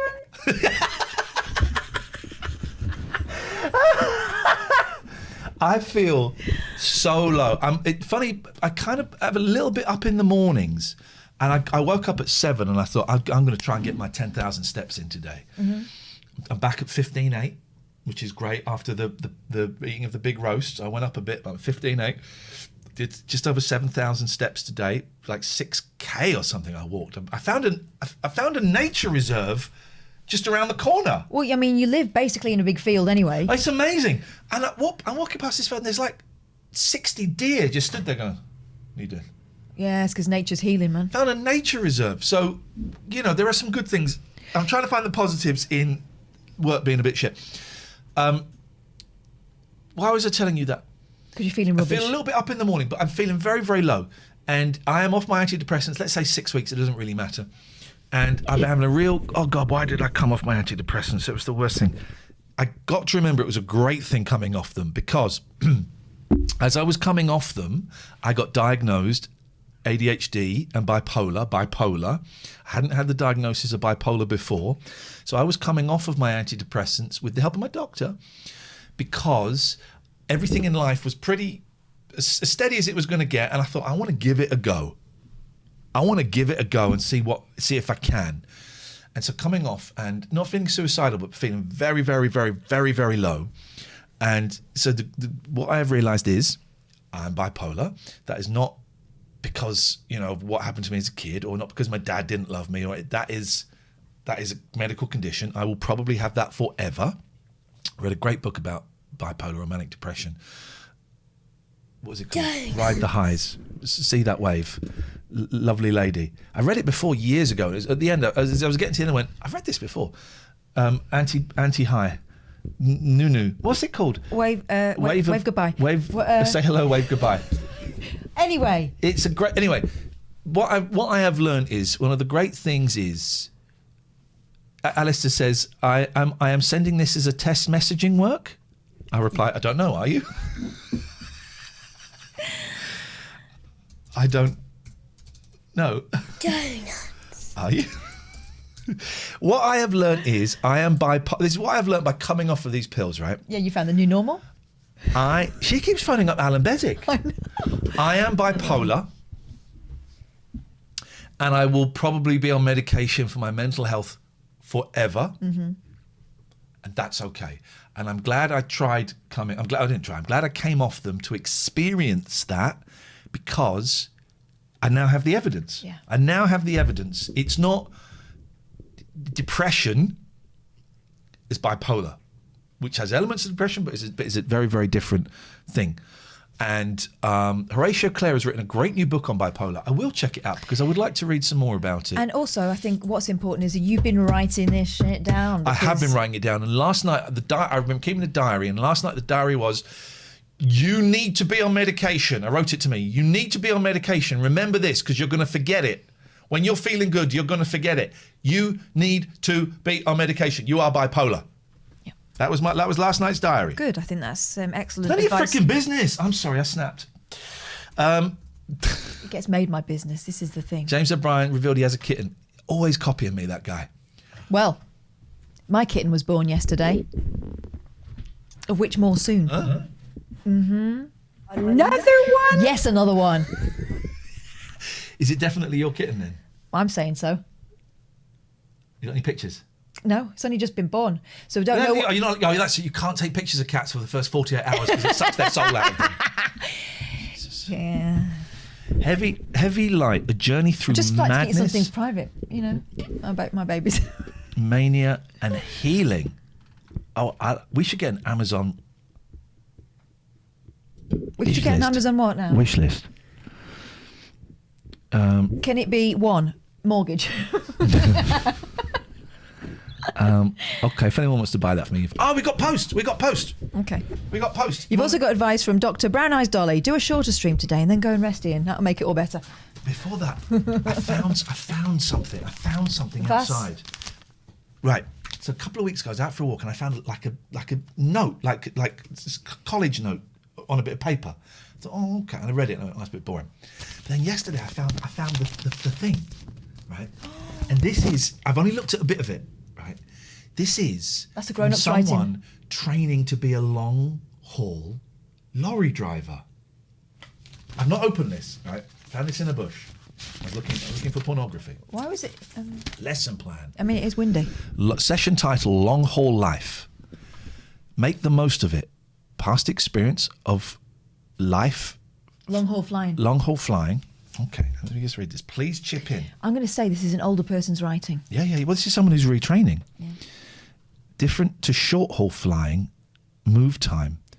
There are a few problems you may encounter when you start flying long haul. Can you think of any? This is kind of like my college work, but more involved. This ain't lorry driving. This is flying. Holy shit. This is cabin crew.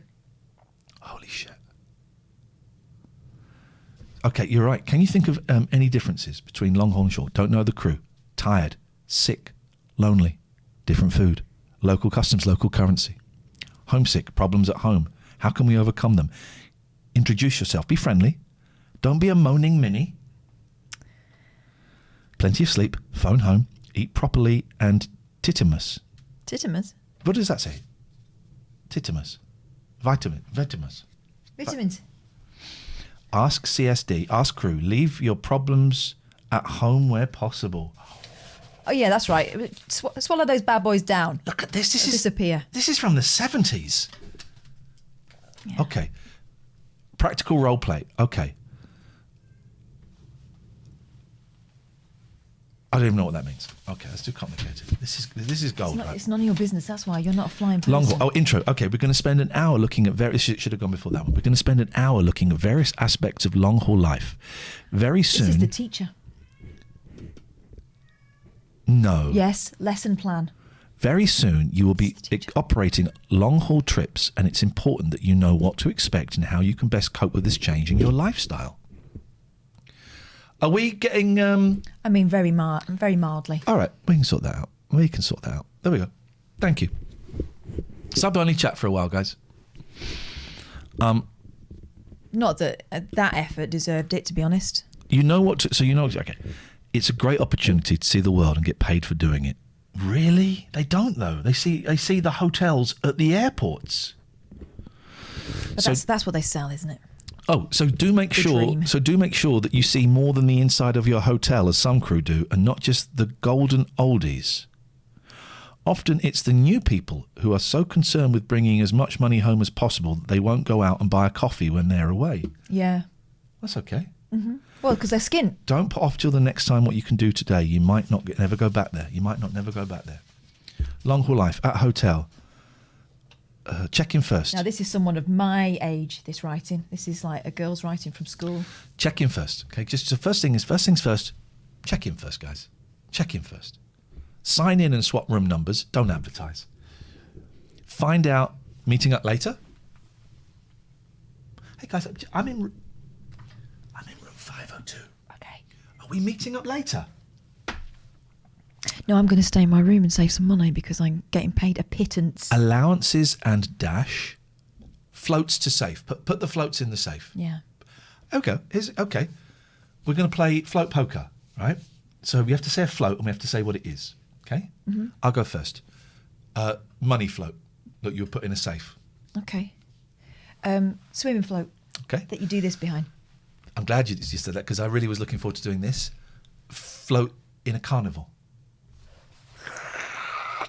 Drink float. Ice cream float. Yeah. Okay. Milk float. Oh. This is good. But so the phone lines are open, guys. If you want to play float poker, you would be very, very welcome to. Very welcome to. Oh, I got a good one. Wait. Excuse me. Close the chat. Close the chat. Close the chat. Close the chat. Important. I don't know who you are.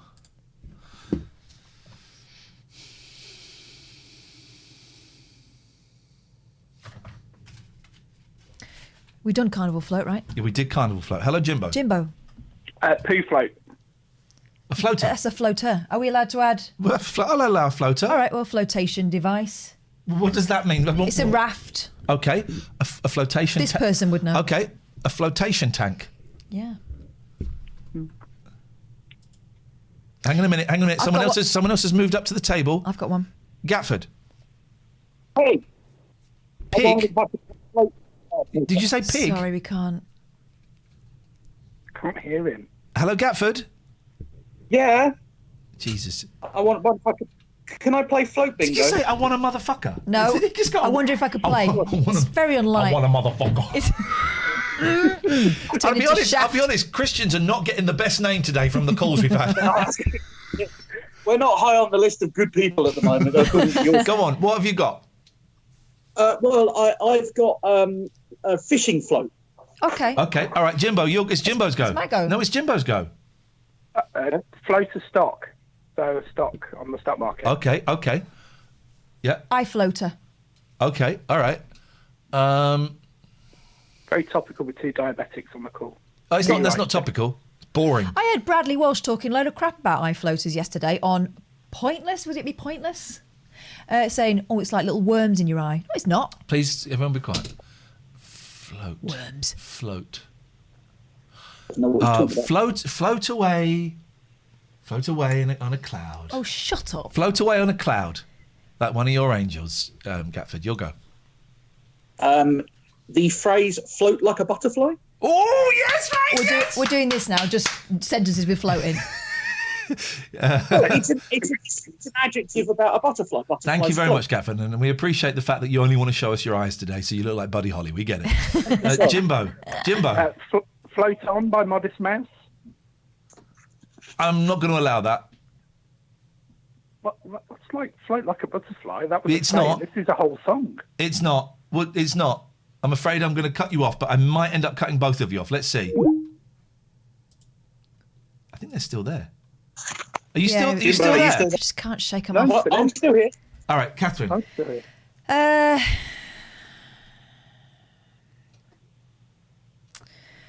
I wondered, lonely is a cloud that floats on high, whatever, blah, blah, blah. No. Yeah, that is a thing. Not allowed now. Hang on a minute. Stay there, guys. Stay there. That's a sentence with floating. Hello, call. We've got a new caller. Hello, caller. I'm going to check Hello. What about, like a money float? Literally Like how in the game town. started. Literally how the game started. That was the very... No. Bless you, Alistair. That Wordsworth quote was right. Right, that's not... It's disallowed. Alistair, how is your float different from the float that we started with? Because my float is a serious one, and you were just making a joke, probably. I don't know. Just making a joke, probably.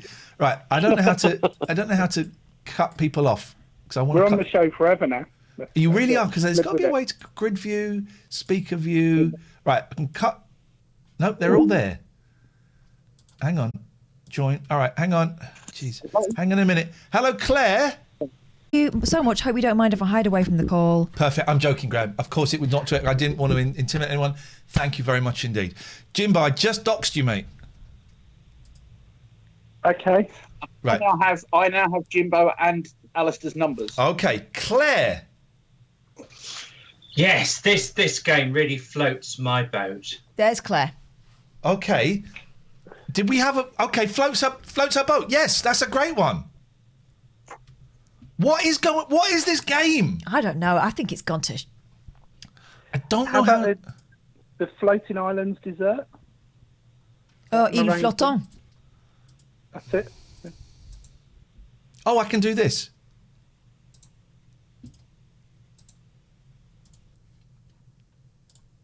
mean, why didn't you do that before? I think they're still there. No, they're gone. No. Okay, I doxed Jim there, but we'll cut that out, Jim. Don't worry, we'll cut that out of the thing. Right, let's play some adverts because this is too much fun. I think everyone felt it was getting a little bit giddy, wasn't it? By the way, from July the 1st, no adverts. No adverts. Graham, absolutely no problem at all. Those calls can be very intimidating. So we do phone you up and go, what do you want? Tell us what do you you want? Right, so let's play. I can just do it on here. There we go. Right, okay, so back. Okay, so we got so far we I'm not advertising what room. This is the training manual for long haul flight cabin crew. Once you've seen this, I think you're qualified to just rock up and go. I am not going. I'm not going to advertise what room I'm in. I'm putting my float in the safe. Yep. Wake up calls and summer uniform. Okay. Yeah. Room number to the bellhop. So we're in America. Somewhere in the long 80s. haul. Yeah. Go to room, check it. Okay. They forgot tip.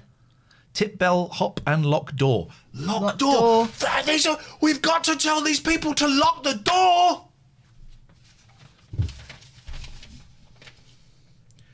I told you about the time someone came into my room when I was in bed. Oh, it was going to rob. No. It was scary. It was only scary after the fact, right? We were on holiday in the Caribbean because my sister was working for Virgin and she got us a really good deal.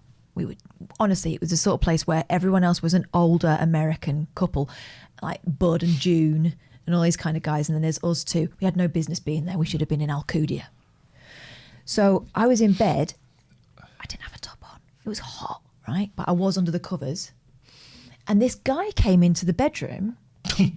I'm sorry, I've just seen Lonely God's comment. These people are making sure I'm safe on a plane. You wait till you get to point number 17. This guy came into the bedroom, was surprised there was anyone there, and then went, I'm just going to count the pillows. 1, 2. Yeah, he'd come to rob the place. I couldn't get out of bed because I'd now on. I was terrified. I think he was more terrified because he made this big show of counting the pillows and then buggered off. But terrifying. Lock the door. I think I did lock the door. I once burst into a room and someone was getting married, or a friend of ours was getting married on a Greek island, the same island that Snake Plissken and Goldie Hawn, Kurt Russell, Goldie Hawn lived, and in fact they'd just been round to the anyway. Does it begin with a K? It's not Cos. Is it Cos? No. Gizma. Next to Zakynthos, but posher. Yeah, very, very posh. Kefalonia. Kefalonia. And we were in this like sort of like hotel, like little sort of villa thing with lots of different rooms, and I burst in the room and went, "Open up! It's the FBI! It's the FBI! You're under arrest!" And I walked in and I went, "That bed wasn't there." Oh shit, man! And there was someone in the bed. And and that person was me. And then he counted the pillows and left. That person was sat at our table at the wedding that night. Did they tell anyone you were in the FBI? Okay, check number 10. Linny says I had someone climb through the ground floor window at the Travelodge in Hatfield. That doesn't surprise me. Windows, right, so at number 10, check fire escape. 11, uniform dry cleaning done auto. 12, use hotel facilities FSRC. Don't know what that means. 13, crew room. 14, sunbathing. Watch out. Yeah, don't get too red. Watch out. 15, dress code. 16, don't go out alone. 17, jugs okay? No elements. Jugs okay? No elements. Are your jugs okay? Guys, you are on display. Are your jugs okay? I mean, that's standard procedure along with locking the door. 16 turned around. Then this has got points. Calls rolled, check, just me or all crew, pick up, destination, check with, okay, boring. 19, pay all bills. 20, tea, coffee in lobby. 21, remember floats. I do, it was a lot of fun. 22, on bus and suitcase. 23, okay, change money. Oh, then we're back. Long haul life, back at base, filled in allowance card, bars closed, check all belongings, suitcase on bus, click custom, suitcase off bus, bars paid in, goodbye all.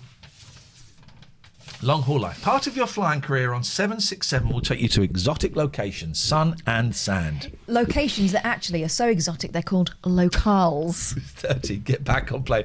Dave, Lonely God, is qualified? Furious with this. Are you qualified? Furious with this. Get back on plane. Oh, It will dear. take you to exotic locations, sun and sand. You will stay in top hotels and paid pound to reflect hotel standard. We've talked about NBA, that's basketball, and lifestyle. However, there are some customs peculiar to WBA only. We will be discussing life on long haul during this session.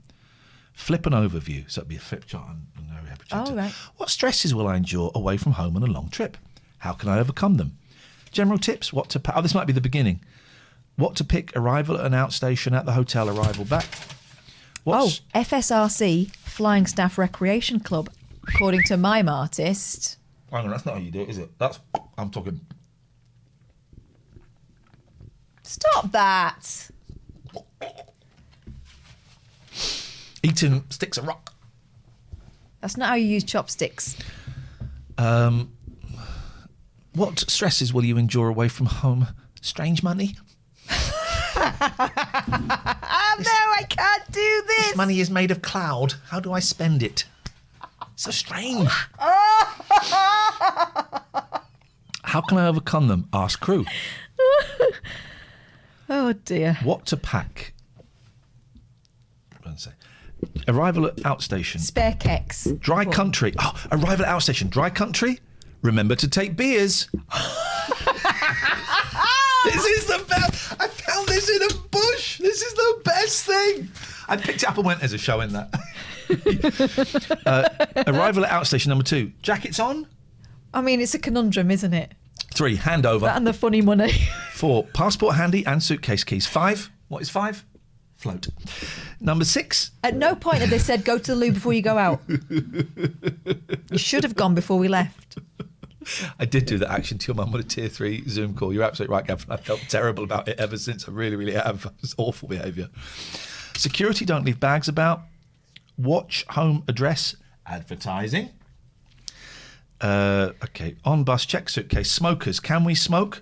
Back of bus. That's it. And that's it. That is it. Oh, God, these procedures. That is it. And what's going to... I might scan some of that and put some of that in the book. Jimbo wants to drop off sub chat. I can sanction that. Proceed. Proceed. Proceed. Back of the bus. We got Jim. post. We got post. Back of the bus. We got what a show today. We got post. Now, one of these I opened because I thought it was something I'd ordered, but I didn't look at it. What they've forgotten on that guidance is buy loads of hooky gear in Hong Kong and then put it on eBay. That's what happens. Is Captain Sexy in the... Captain Sexy's not in the... Yes, he was. Captain Sexy, are you a dad? He's the daddy. And we would love to talk to you, man. We are... Our relationship, our exclusive relationship... Hey, Captain, give me a shout out for Captain. I've been not seeing you for ages. Our exclusive relationship with Twitch is coming to an end. Yeah. I'll use more frank language if we speak privately on the matter. So we are moving to a Patreon-style model that is based exclusively on Patreon. The captain says baby was supposed to be on Sunday but still not here yet. Here's the thing, they never turn up on time. They don't get the memo. There's 2 things, and you'll know this. You'll be talking, is curry or sex supposed to be. I tried both. It's still 10 days late. But who's going to want to do it with a pregnant lady? Some people like it. With a hand. We went out with another couple from our NCT class, National Childbirth Trust, is it? Sure, why the hell Where not? you go and learn about birth plans that you never use. Because it's when you actually get there, you just go, propaganda. just get it out! Government propaganda. But I'm sure yours will be blissful. But we went there and we were with a couple and we went for a curry because we were both over. Both the wives were over. Yeah, love it. And we ordered hot curries. But there was a Freudian slip that happened. The other husband said, yeah, we're going to get hot curries. You know what they say about men with hot cocks? Oh, the captain's in the room. Captain, Famously so. What do they say about men with hot cocks? The captain says, yeah. I heard. Yeah. I heard. Yeah. Terrible news hearing you guys in Twitch. Hope you guys... Here's the thing. We would love to stay on Twitch. They want to tie us to an exclusivity thing where we couldn't stream. Because we want to do half the show on here and then half the show behind a paywall on YouTube.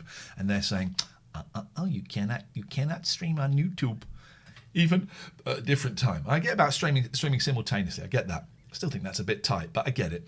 But they won't let us go from one to the other. Listen, Mummy and Daddy got to make bank. We got to make bank. But we would like to still carry on. The other thing is we might get downgraded so that we can stay on. We might go from partner to affiliate. Imagine the first people in the history of Twitch to go, and by the way, I'm really disappointed now the bank holiday's over. Those 2 emails I sent have been ignored.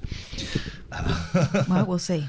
We ain't going to miss you. Right, jokes. This is the one that I opened and I didn't... If you want to write to us, you're very, very welcome. This is how you do You it. thought that was a personal one. I thought this was a personal thing. This is for Catherine and Ian. This is for the mods. For the mods. It's a very slim volume. This is for the mods. Okay, so mods, you will have to reach out to us to be... Oh, I like...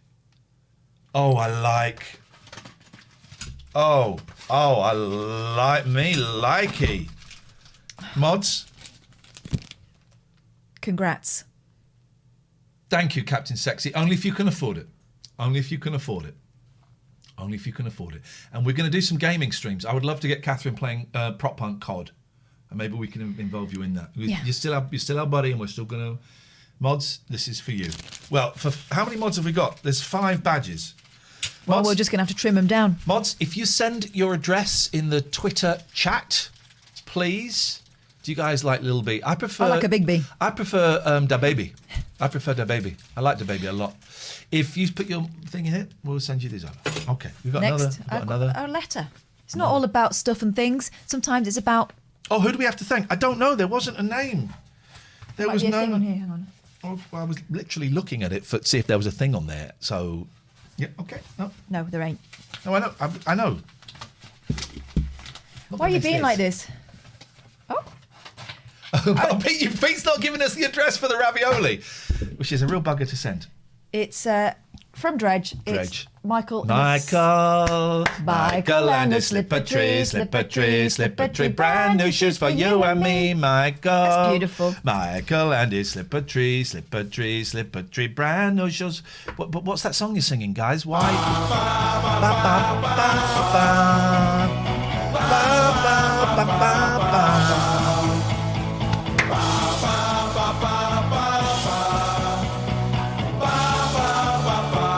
Michael looks suspiciously like Dredge. Michael and his slipper tree, brand new shoes for you and me, Michael and his slipper tree, brand new shoes for you and me. Okay, thank you, That's Dredge. nice. Thanks, Dredge. It's going in the book. Hey, Sarah. I was singing that the other day. No one in the house such a believed great it was a song. real song. I was It's tidying up the shoes. such a good song. We could do the slipper tree. Do they do them? You know, like mug trees. Mug trees? For slippers. Oh, hello. Oh, I don't like images that take the piss out of cats. I think this cat was complicit. Oh, writing. This is from Jenna and that annoying tier 3 Jimbo. Hey! Don't remember them, do you? No. Hi, Catherine and Ian. Just a quick note to let you know that how much we really do appreciate you and all you do for us as a community. Both Jim and I have been... That's okay, I'm fine. Don't need to bless me. My blessings don't count. I'm, as you know, damned. Jim and Jen are good people. Both Jim and I have been listening to Ian since the early LBC days when we were then able to stalk you from job to job. Regrettably, we didn't know of Catherine until Talk Radio. But what we've heard, she was really rather good at her job. That's the rumour. She's the best. If it hadn't been for Twitch, I don't think we would have ever spoken to you. But what you have both created means that we've been able to connect with like-minded people and some proper bell ends along the way. Oh, please don't be rude about Pete. Keep on with what you're both doing. You're wonderful. Lots of love from your number 1 VIP, Jenna, and that annoying tier 3 Jimbo. P.S. Basil said in a dust-up with the cats he would be victorious. Dogs are better than cats. I was about to start crying, and now you can cry on that. We stalked you from job to job, but we didn't It bother looks with... like it's my face. We stalked you from job to job, but we didn't bother with 3CR. Well, that was an anomaly, but it was an important one. Thank you, It was guys. canon. It was It's, canon.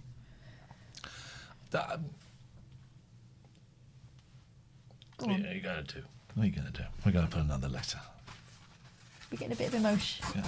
Everything's so shit at the moment. We deserve better than this. We're scrabbling around trying to get enough money to pay our mortgage. And thank you for you lot that have helped. Thank you. This is not a dig at you. This is a dig at the universe, right? We're scrabbling around trying to pay our mortgage. We deserve better than this. Right. You deserve better than this. I am seeing it not as scrabbling around, but taking back control. That's the way I'm insisting on seeing it, because otherwise it looks pretty grim, doesn't it? What we got? Thank you, gift keyring. Appreciation keychain for volunteer, gift coach, mentor, gift employee, gift boss. So it's a gift. Jason. Hey, Jason Leslie. Thought you might like these. I've never been a caller. So much of your content has helped me. Maybe these might help you. Peace and love from Jason Leslie. This one for you. Thank you so much. One for me. Let's see what we got. Let's see what we got.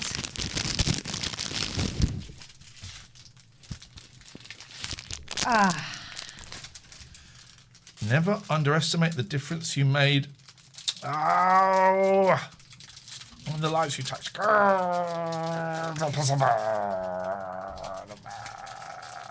Thank you very much. That's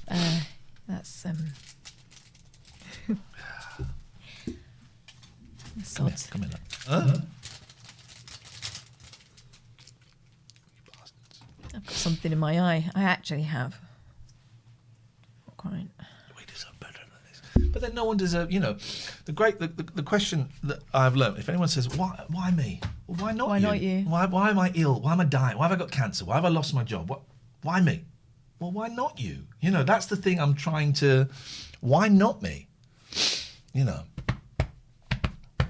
Huzzah! If you want to write to us, guys, you can do. This is where it's got to go. This is where it's got to go. We're going to keep that. That will get scanned to go in the book. This can go in the bin. But honestly, you do not need to send us stuff. If you want to send us a letter, we would love it. We'd love to hear from you. Michael and his slipper-tree. Come on now, everybody do a wee. Actually, I could do with doing one because I came straight from the school run, and to be honest, I forgot to go before I went out, which they should have put on that list of things to do for the cabin crew, and also me and you. Serenity 85X. When do we get to talk about consciousness, contact, and aliens? Phone up. I've just put the number on the screen. Phone up, baby, if that's what's on your There's mind. the phone number. Your Harry Potter postcard did not get any tears, no. Partners, as in, have individually negotiated what they can and cannot do in that contract, and we don't know what's in it for each person. As for the exclusive enjoyment, that doesn't apply if you stream unique content. Okay, FM chairman. Thanks for that. It's completely irrelevant. It's completely irrelevant and doesn't fit in. It's really unuseful. But thanks for typing it. Thanks for that. But it's completely irrelevant, and I'm going to say it wrong. But thanks anyway. 0203 286 6370. Lulu has sent the hat. You could send it with the picture to save postage if that works. That's a great idea. Lonely God, thank you. 0203 286 6370. Let's thank our sponsors. I want to thank this guy. Genuinely now. Richard Gregorian, man. Richard's been doing stuff behind the scenes for us, not legal, human. And Richard, thank you, man. Thank you. We kind of come on here and we do all the flippant stuff and all of that. But you have made such a positive impact in our lives, and this show could not have happened for the last year without you. Couldn't have. That's a fact. Well, I'm going into details for everyone here. That's a fact. So thank you, man.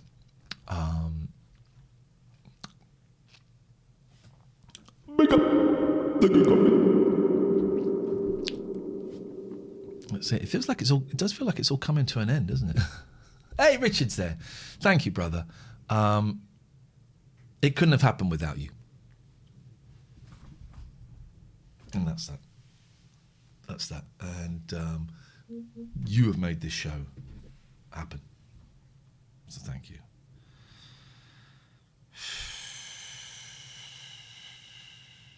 Hey, Michael Lambert, thank you. Michael Lambert has just signed up to our Patreon. Thank you, thank you, thank you. Moomin, what is going on with you, Moomin? Because for a long time you were kind of in the background, bubbling away, and then recently you've become a little bit...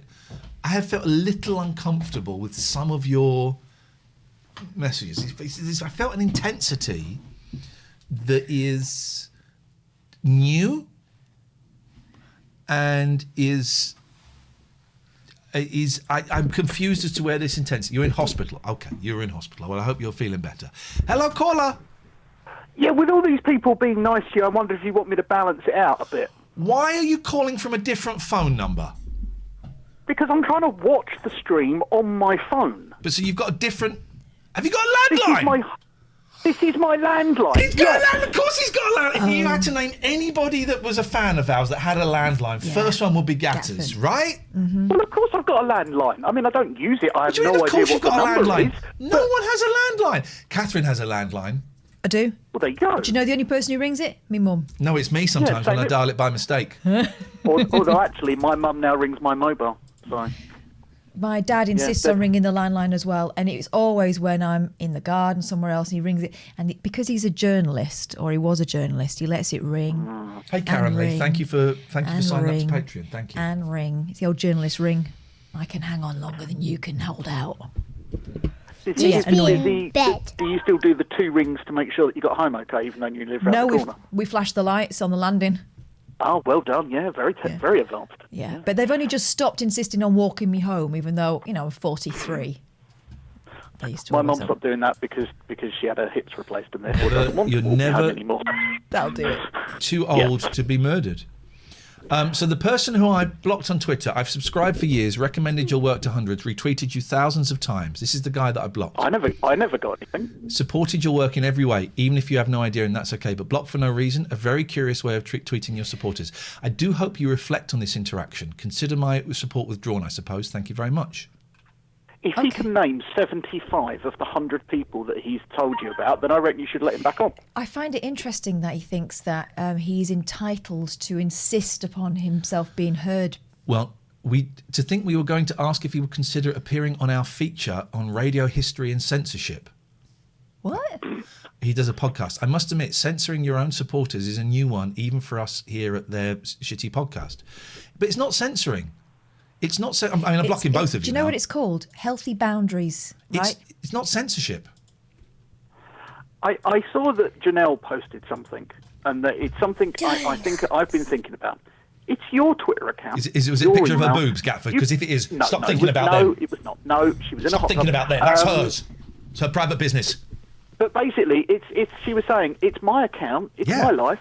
I'll do what I want. Yeah, also... You don't have to justify it to no one, man. Social media, we're not at work.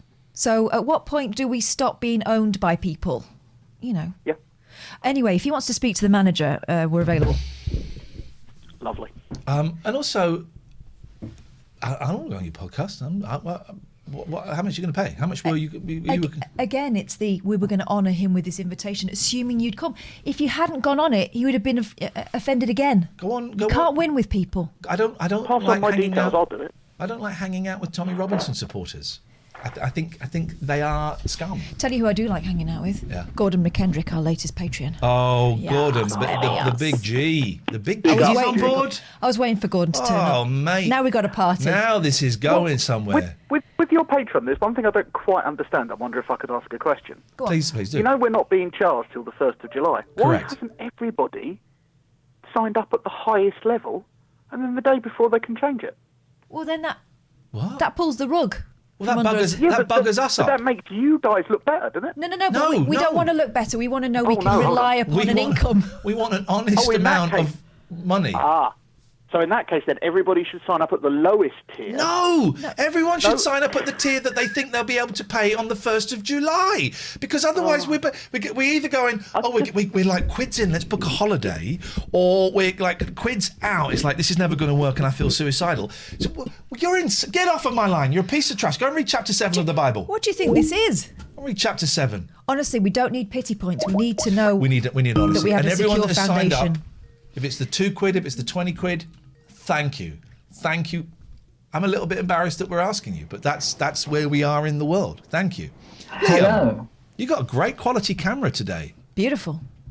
Yeah, Still got fuzzy rim. background. Yeah, but yep. I've been thinking since yesterday about your Twitch situation and that. Okay, the situation. Yeah. I like that. That's the name of the podcast. Thank you. Situation. There we go. Thank you. I've got Gordon. Because I feel like, I don't want you to stop doing this or ever making content like this and having to go and work in real jobs. And I was thinking you're on about moving like maybe to YouTube to do but the paid way. Also, if we all subscribed, or at least 1,000 of us, you could also make the live shows into like smaller videos, and people can watch it, and you can get money off that YouTube that way. Oh, what? So like have a 2-hour show cut down to 4 30-minute chunks. Or you could do best bits from that week. That's an idea. Video. That's an idea. My video editing skills are adequate, but nothing special. But you know what? That is not a bad idea. My YouTube channel, which is where we'll probably go, is not. I've never got above 10,000 subscribers. It's just hovered around 9,700 for a year. It doesn't get many views, and it certainly doesn't make any money. And YouTube is a foreign language to me, and I'm dreading kind of having to get my hands dirty in YouTube because I don't. It's black arts as far as I'm concerned, and I think we've missed the boat, the YouTube big boat that went out a few years ago. But that is certainly something to consider. Yes, thank you.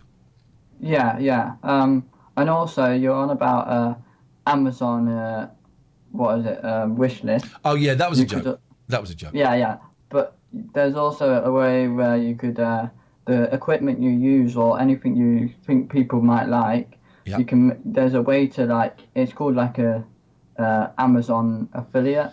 I saw this. Our good friend Sinjin uses it, and I looked into this, but the percentages are tiny. It's something like, and Jimbo will correct me because Jim will know.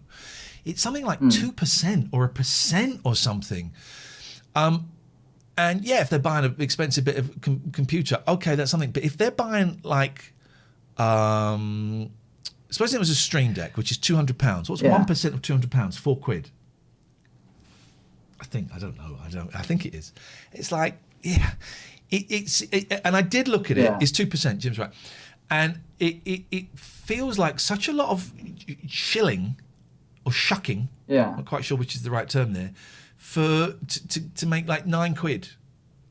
Yeah. Who's gonna? I'm not gonna sneeze at £9. It feels like a lot more work than the outcome will be, and it feels like you're working for someone else. Yeah. Passive income, says Jim. Passive income. It's not zero effort because you've got to set it up. And also, we don't really use equipment. No, here's the only thing that we shifted for Amazon. We did quite good business for them. The projectors that we have for the night streams. Yeah. People like that. But that was, what, £40? So 2% of that is 80p. We sold, let's say, 10 of those. It's £8. Oh, it's £8 I could have used. I mean, and not to sneer at £8. £8 to some people is a lot of money. Yeah. It just... Anyway, listen. For the work for it. I don't think we should rule anything out at this point. I'll rule you out in a minute. You will not. Yeah, I just, it annoys me. I just want to, ring Twitch up and be like, I'll keep these on because. Well, listen, it's not amazing. happening in terms of the contract, and Twitch have been absolutely brilliant to us, absolutely brilliant. Yeah. And there's just that final little thing about do we stay partner or do we move over to affiliate? And I just wish they would do what they've done for so many other people, and let us stay partner and also remove the exclusivity, which they've done for hundreds of people. The fact we've not heard back from them says to me they ain't going to do that, and that's okay, man. They're a business, and I'm not going to. They're not curtailing our free speech or anything. That's a business, and they're making a business decision. Good for them. But it's after. I've said all this before, so it's all good. Liam, listen, thank you for your suggestions, brother. It's good. We'll be okay. Don't worry, it'll be okay. Thank you very much indeed. 0203 286 6370. But if you want to talk about life, love, whatever it might be, we don't have to just sit here and talk about our finances. We did bring a little bit up our own navel, but I do want to play. I've sent you the second bit. All right. The second bit, but I do want to play. God, I had to go through the cursed tape. It looks like it's going to happen. Explain the cursed tape to some people. I mentioned it earlier, but some people don't know what it is, and we've got some new people in. When we worked at Talk Radio in London, we were aware of the fact that it was, we were unreachable to a lot of people, and that we were trying to make a national show feel more personal, right? So we started doing these live shows. We would go up and down the country, and we did this podcast called The Rabbit Hole, which was kind of spawned from an idea we had when we were at Three Counties, where we used to come in on a Saturday with records, right? Oh, yeah, we did. And we would do that thing that sometimes people do after they've been out. It'd be boomers, won't it? After they've been out and you come back to someone's house and you go, have you heard this record? And then the other one goes, oh, but have you heard this one? Have you heard? So we would do that. But in the middle of all this sort of record top trumps that we would be playing, people could just ring up and talk about whatever they wanted to. And it was free form. It was because obviously during our time at Three Counties, we had to do a breakfast show, at least on paper, that would be recognisable as a breakfast show, right? So I had to have a certain amount of news in it and stuff like that. But on the Saturdays, we were free. So anyway, went up and down the country and up into Wales and also into Scotland as well. We went to Ireland. We did these rabbit hole shows, right? Which was a complete sort of spin-off, just us as a business. Our first kind of business venture, wasn't it? Yeah. Made no money. But we made a lot of friends, right? And we met a lot of you in person, and it was brilliant. And actually, I think without those shows, we wouldn't have half as much of a kind of movable feast in terms of support that we have now. So, for the most part, the vibe was good. People could come on their own, and they would not feel like they were on their own. If you don't want to chat to anyone, that's cool. But if you do, everyone kind of mucked in together. It was interactive, wasn't it? And the vibe was generally great. And you need it like that because a lot of it was about confidence. We used to go into those shows with absolutely nothing prepared, and it would just be 2 hours of fun and frolics and chatting to people in the audience, right? Then Brighton. And we've been to Brighton a few times. The Carolina Brunswick, brilliant venue, really accommodating. Cliff that works there is fantastic. Couldn't have been more helpful, right? So we felt at home there. But we were in this place the last time we went, I think it was. And we had celebs in the audience. We had invited friends to come and see us, right? Nelly, I don't know if Nelly's still here. Nelly was here earlier. He was there. I'd forgotten Nelly was there. Yeah. So we had Saffron from Republica, who had been on our radio show and said, I'm about, I can come. And we also had Jake from My Life Story, right? Both people we really like, and we wanted them to have a great time. There was one guy in the audience that wasn't feeling it, and he wanted to make sure everyone knew about it. You sat there the whole time looking at me like this. Yeah, so it's shit. Yeah, and then he went, ah! That was it. And that got our attention. The thing about the rabbit hole was it was audience participation, right? So if someone made a noise or if someone made themselves known, the show would go in their direction. It just got really tense. It was awful. He did not want to be part of it, but he kind of did want to draw focus. I don't know what was going on with him, but there was a really dark Gemma vibe. was watching it on Periscope. It was awful. We didn't know what to say. We wanted it to be over, that moment, but at the same time, we were fascinated by the kind of the vibe. It was a bit like live Twitter. We then finished the first half early. We normally do about an hour. We did 50 minutes. And we went and sat in the car, and we both went, should we just go home? Should we just go home? And we went back. Now we would record these on a digital recorder. We would come home. We would take the audio off, but you could, the memory card and Kath would 2 inputs, and this show it was on the memory card. It would play on the digital recorder, but you took the memory card out and put it in the computer. It would not recognize it. Wouldn't see that show. Everything else was on there. Wouldn't see that show. The cursed tape. Harsh was watching it as well. And this was 2 years ago. Yeah, but I can still feel the cringe, man. And so yesterday, it took me ages to find the memory card. Turns out it was in the bag I've been carrying for since then. Oh my! So no wonder everything's That's bad gone wrong. juju. That. And I've taken the audio off, the 2 inputs, and it's on the computer. I sent it to Catherine. She's mixed the first half, mixed the second half. Or she's going to mix the second half. Then we're going to put it on cassettes. It's going to be like the Brighton bootleg. Need to find the date, and we're going to make the covers. So, we're going to do the covers. We're going to sell it. We're going to sell it on cassette, the show. It's the only way you're going to be able to get it. Unlikely this will ever get released. You might want to keep it in a lead box because it's got bad juju. What number am I? Do I get a phone call or a third postcard? No. So this is it. No one's ever heard. We've not even heard this.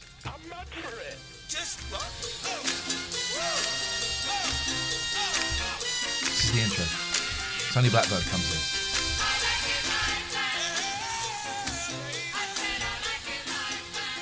Ladies and gentlemen, please welcome to the stage the hosts of The Rabbit Hole, Catherine Boyle and Ian Lee. Now listen to the balls of us. Saffron from Republica is in the audience. It's a room above a pub, 60 people there. This is called chutzpah. And it all went downhill from here. Yes, man, here we go. Singing Saffron's song to Saffron. Yes, man. She loved it though. Bless her. Do it. We could have got her up to do it with us. Anyway, so then we sing. Then the show goes on. No one's ever heard this. If Brian Wilson from the Beach Boys, Yeah. a man who I've met twice. It was a tough show as well. There was no vibe. There was no vibe. Well, we know why. He's been sacked. He phoned me up at home as well. Yes. I spoke to Brian. He doesn't remember either of those. Oh, we're saved. I'll tell you my Brian It's a Wilson phone story call in a there. minute. Hello, caller. You're down the rabbit hole. Hello, yes, I'd like to... Is it Pete or is it Gatford? It's Tapeford. It's Tapeford. I'd like to apply to be the Rabbit Hole Doctor Who correspondent, please. Tapeford. Oh man, We don't. You're confusing the radio show, where we have correspondence, which is separate from this for contractual and legal reasons, and you're confusing. Oh, I've done it again, haven't I? Yeah, you've been a twat. Oh. There we go. All right. I guess the better Christian. I don't know. Oh, Christians. We had to walk like with this really picture of them literally. Let me think. Of some, I can tell you a Jade story. Right. So is that correct? There you go, ladies and gentlemen. Now, how did it happen? Fire security well, type. lots of Okay, explosions right. out. Fair enough.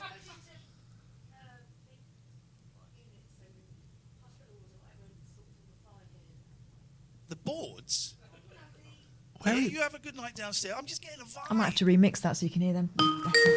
Yeah. I wonder if you can. I will. I'll go back in. No, we'll stay, but I'll come and buy you a drink or something. This But is I it. just feel that you're not enjoying the show, and I want everyone to enjoy the show. I'll give you the money for the ticket you didn't buy. I'll hug it out with you, brother.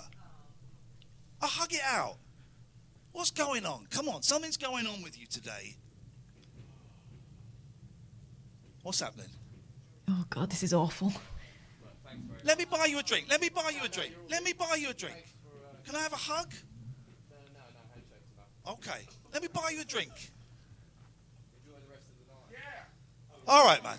All right. This is ending quite well, but then he has a parting shot. Yeah, All it does.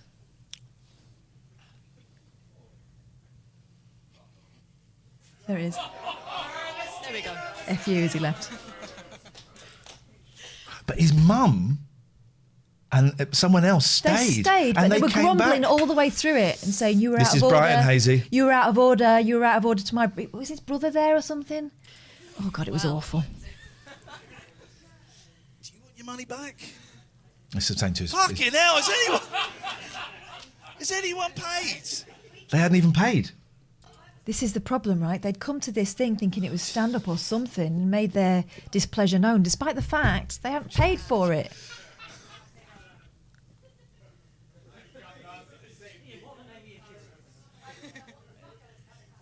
Oh God, it's just awful. It's just awful.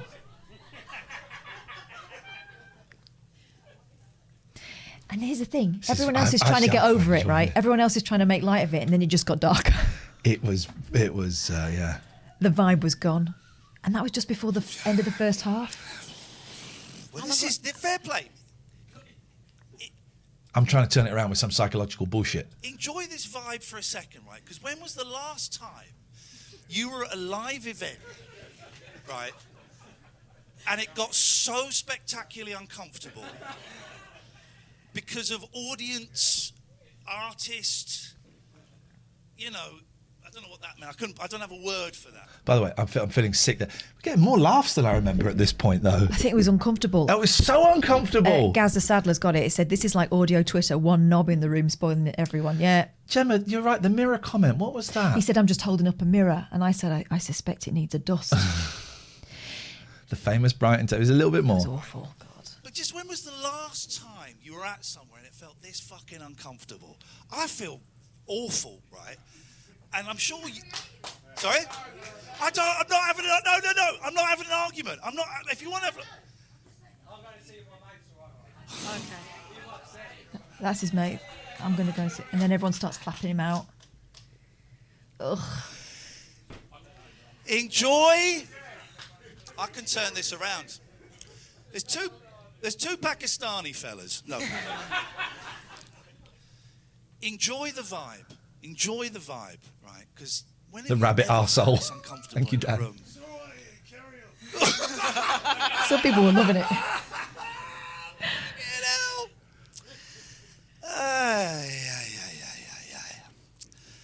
Catherine. How long have we been doing this? Like 2 years? It feels like 2 years. It's only been 46 minutes. According... Anyway. We had never had anything like that before. We were floating on good vibes, weren't we? Not many performers have. It wasn't the best show up to that point anyway, not specifically because of him. It didn't help.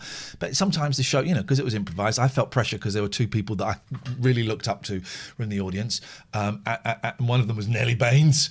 No, we always want to do a good show. And Jonathan said that sounds like hard work. Two people yesterday said, will you be doing any more live shows?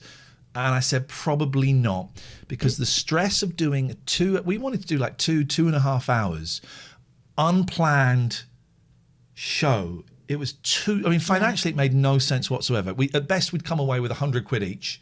At worst, we'd lose 100 quid each. But it did establish our podcast. Yeah, definitely did.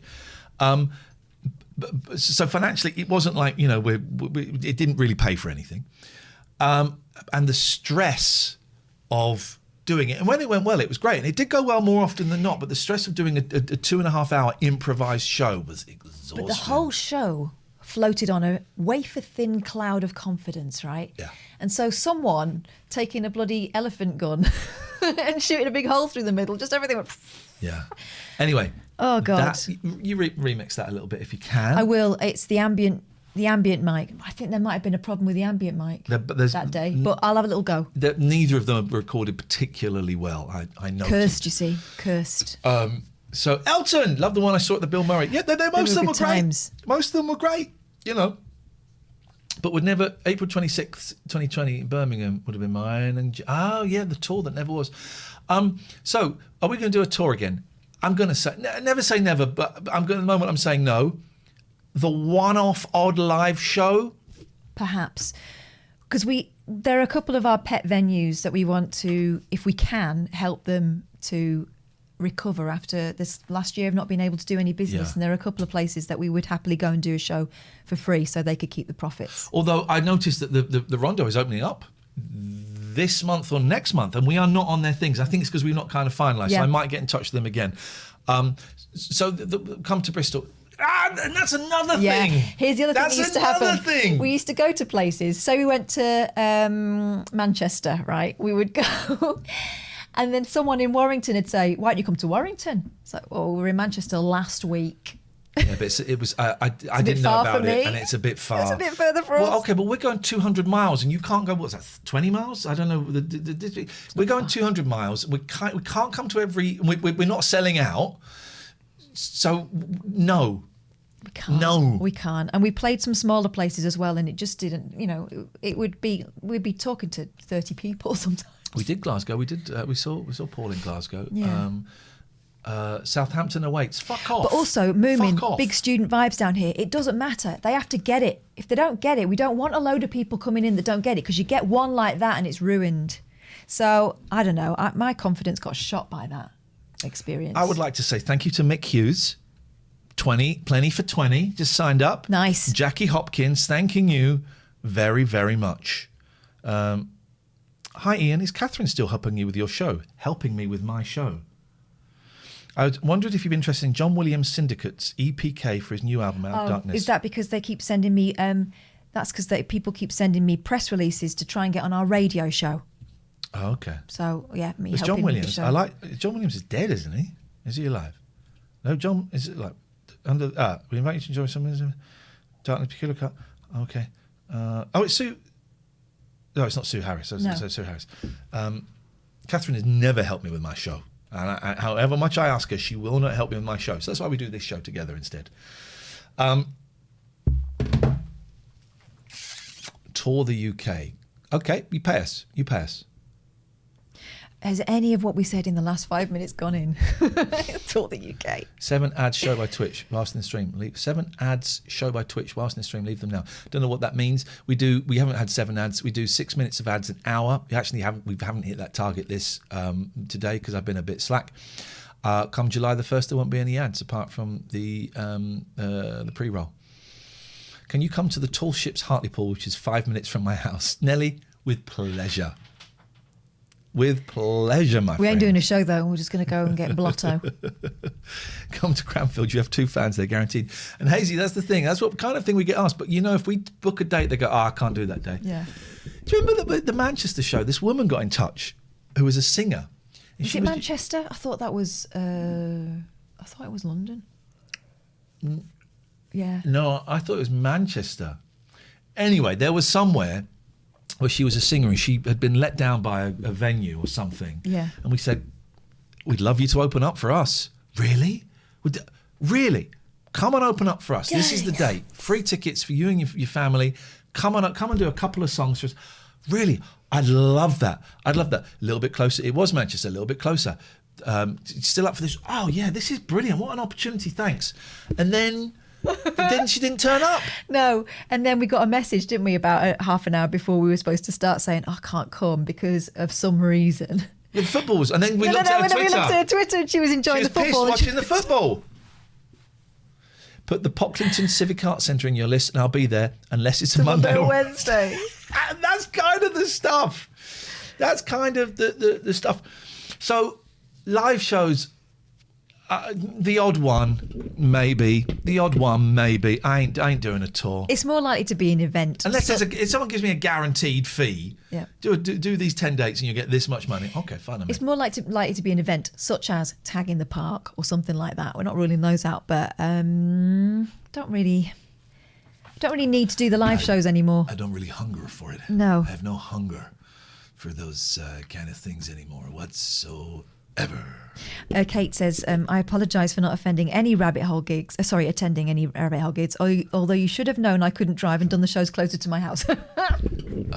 My work said they will pay you guys, and they'll be doing it. If someone comes with a guarantee in it, then we do the maths and it makes money. 250 patrons already. That's incredible. It is incredible. Always new depths, and we are so grateful.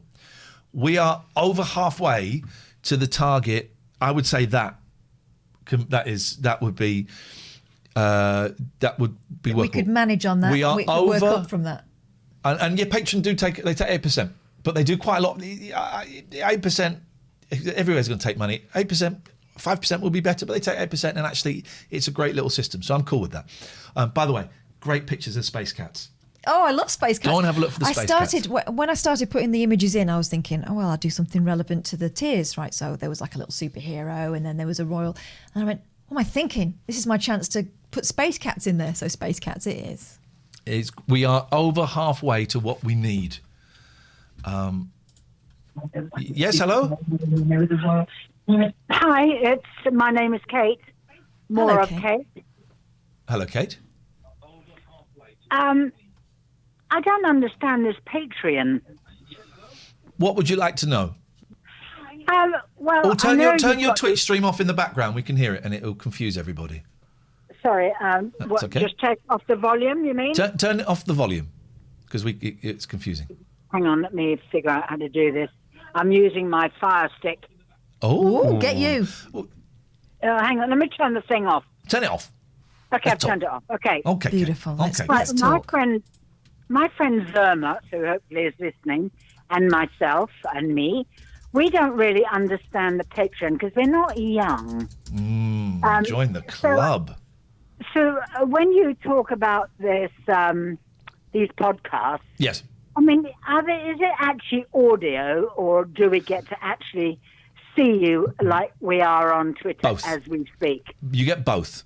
So, yes, you will get. Here's what you will get, and I appreciate you calling, and because it is a little bit complicated, and I need to find a better way of phrasing stuff. So you're helping me get my thoughts. So thank you. Right, thank you. Yes, for this, let's go for the £6.66 a month tier. For that, you will get the 45-minute daily best of audio podcast. Okay, you will also get the entire audio from that day's show, unedited, to listen as a podcast if you want. You will also get access to watch the second half of the show live. The first half of the video show that we are doing now, everyone will be able to see. And then halfway through it, we will go, thank you, everybody. We're going to go now just for our patrons. So if you are a patron at the £6.66 level, you get to watch not just the first half of the video live show, you get to watch the second half of the video live show as well, which people who haven't joined Patreon won't be able to see. And there's other bonuses as well, like little extra podcasts and some written bits and all kinds of stuff as well. But that's the main bulk of it. Right, well, thank you, because being a single lady and a lady of years, Speaking my language. I like to sit here and have a bit of company and watch you and Catherine and watch all the chat and see who's got band and everything. It's all quite amusing. Keeps me occupied and off the street. Good. Well, we're glad that we keep you amused, Kate. It's nice to have And you on I'm board. sorry, Kate, that we are having to do this. We would rather not. I feel a little embarrassed about asking for money in this way. It's a very modern way of doing things, and I'm quite old-fashioned. But at the moment, we have no other choice because we want to carry on doing this, and we also need to pay our bills. So we've tried to make it as cheap and affordable as possible. Right. Well, I hope my friend Zermot is listening. Zermot Hi, is Miss- in the and chat. next Zermot thing is in the I chat will, and come waving up. to you. Yeah, I am. I've got you off, so I'm going to have to watch this back to see and hear me to see how awful I sound or nice I sound. You or... sound wonderful, And Kate. actually, what you've done there, Kate, is you've given us a little video that we can clip, and so everyone else who's a bit confused Well, you gets it know sorted what? out. I haven't got the confidence for you to see this yet. But in time, you never know. You never, ever. We'd love to know. see this, but only when you're ready.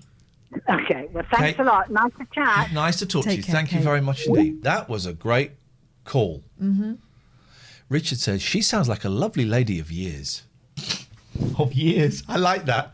I mean, it's slightly offensive, Richard. I don't know you don't mean it, but I'm putting it down. Of years. She sounds like a lovely lady of years. Oh, we met Paul We're called all earlier. of We years. missed him. Here's the thing, guys. We're all as young as we're ever going to be again. Yeah. Here comes Paul. Hello, Catherine. Hello, Ian. Hey, Paul, you're not putting the heating on today. No, I'm just I'm not long back from Belfast. Guess where I was this morning? Belfast. Guess what I was doing in Belfast this morning? Masturbating in the street. Well, close. Go on. No, I've completed it. Hey, Pfizer, Pfizer and his slipper tree, brand new shoes for you and me. Well done. Yeah, that earlier, but I didn't get through. But that lady that was on just before, that's explained perfectly what I needed to know, because you're speaking to the uninitiated here, and I was getting confused as to what I meant to do. But I've signed up to Ian and Catherine. Beautiful. I'm Thanks, still Paul. signed up to Ian Lee, and I'm signed up for 3 months on Twitch Tier 3, but that's due to expire on the 10th of June. Perfect. It's due to auto renew. Cancel that. Save your money. And the Ian Lee, my Patreon, May and June, and people can drop out of that anytime they want, of course. May and June, and then I'm stopping at the end of June. So June the 1st is the last time you're going to get billed on that. And then I'm going to stop putting stuff on there, and we're going to move over to patreon.com/Ian and Catherine. A wee plug on Patreon. I joined the Ian Lee Patreon only very recently, a couple of months back, and the first what do you call it? The first thing I got on it was Step Into the Summer playlist. The music, the Door Into Summer music playlist, yeah. It was brilliant, and that's how I found out about Fanny, who are coming on Friday, and not Well, every time. I mean, it's a winner. It was an awakening. Those, I'm still going to be doing those, perhaps slightly less frequently, but I will be doing those, and they will be available on Patreon. I'm not sure what level. They're on the £20. Maybe they go down a level. I don't know. But they're going to be. Kath's going to do some solo stuff. It's all going to happen. But that song that you put on, that was a brilliant playlist. Ain't That Peculiar? Is that what it's called? Ain't That Peculiar? Brilliant. Last thing for me, you had a picture.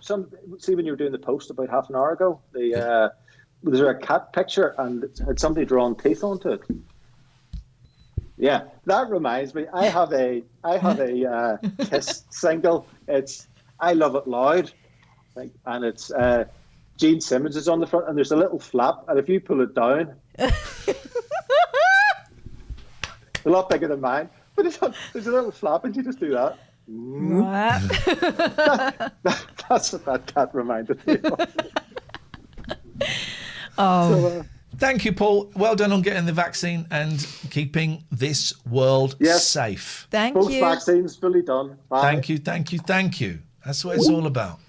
Yeah, and someone in the chat, I think it got deleted, but said, get ready to feel really ill. Not everyone does. I felt fine. I had because I had my injection on Sunday, and I feel like someone's punched me in the arm, and I was a little bit hot overnight. But the only reason I know I was hot overnight is because normally I snuggle down in the duvet, and when I woke up the morning after, I'd thrown the duvet off, which is very unlike me. And when I came round here, I took my jacket off, and that's unlike me as well. Several things. But I'm fine. Thank you to What's on Netflix and Stephen Grice for being paid. Whoa! We got a royal box. We've got our first royal box. Abbott. Yes. Abbott, we got a royal box. Michael and his slipper tree. At the moment, you're lounging in that royal box by yourself. That's the PT guy. Of course it is. I know, exactly. Appreciated, Thank you. Michael. Thank you. Thank you, Michael. Thank you. We put the royal box there thinking no one's going to sign up for that, and they have, and thank you. We'll see if we can add a few more things to it. That's brilliant news. Gemma says, ask Fanny about Sonny and Cher. I didn't know the connection, but it did remind me. So there's a great documentary called Susie Q about Susie Quattro. I watched it from a Hooky website. And I didn't know very much about, I did think she was one of those kind of manufactured artists. I'm ashamed to say. She ain't. She was earning her dues from a very, very young age. I mean, from a young age. Yeah, don't you remember we interviewed her? We did And interview she said that her dad bought her. She ended up with the bass because it was the only thing her dad bought her or something. She was in a band with her sisters. Yeah. Here we go. Oh, look at those dresses. That's not them, is it? It might not be. It might not be, but it's still a great outfit. I mean, yeah. Susie Quattro. I mean, gosh. There we go. That's them. Where is she? Is that her at the front? It must be her at the front. No, because she wasn't the front of the band. I think that's her. That's what I mean. At the front of the well, that's line. the front is there. No, the front of the line. Well, that's the front there. That's the end of the line. It's a line. That's the end. So that is, I mean, my queen. She's a phenomenal bass player. She's in a lot of the interview. She just sat there holding an acoustic bass, and every now and then just does a little run or something. She's incredible, man. Here we go. That's her. Yeah, that's her. And so she was in this band for years. I mean, it's a great looking band, right? With her sisters, the Pleasure Seekers. There. Pleasures. And she was in this band for years. And then kind of that classic thing happened of a guy went, I'm going to make you a star. And she was like... She needed to shake the She rest was like off. 17 or something. She went, oh, okay, fine. Because she'd been in this band for years. And her sisters, the bitterness today still runs through the group. There's her sister. And there's interviews in this documentary with two of the sisters. It is tense, man. It is tense. Well, you know, she abandoned us, and she kind of screwed us over, and that's okay. I'm not a fan. I'm not a fan of her music. I wouldn't listen to her music. You know. It's not my thing. But then there's this weird thing. I wonder if I can find it. She's amazing, Suzi Quatro. Absolutely amazing. But you know, and a real. In the same way that Fanny were, a real pioneer. You know, Joan Jett is in it and going, I just nicked it all off Suzi Quatro. It was all Suzi Quatro, and I just stole the look, and I stole everything, and I owe everything. You know, she was the first one to come out and do this. Suzi Quatro and her sisters. Jack Little saying she's the Fonzie's cousin, I think. Leather Tuscadero. Yeah, that documentary, The Happy Days. Here we go. This is. Like I promised, here they are, that oh so fine group, the Pleasure Seekers. That's not creepy, is it? So fine group. But here they are, that oh so fine group, he's the about Pleasure 18. Seekers. They are? Oh, so fine. Here we go, look. I'll reach out, is it?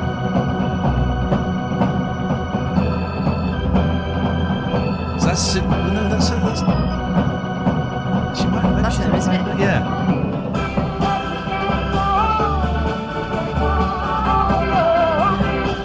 I think the look got better.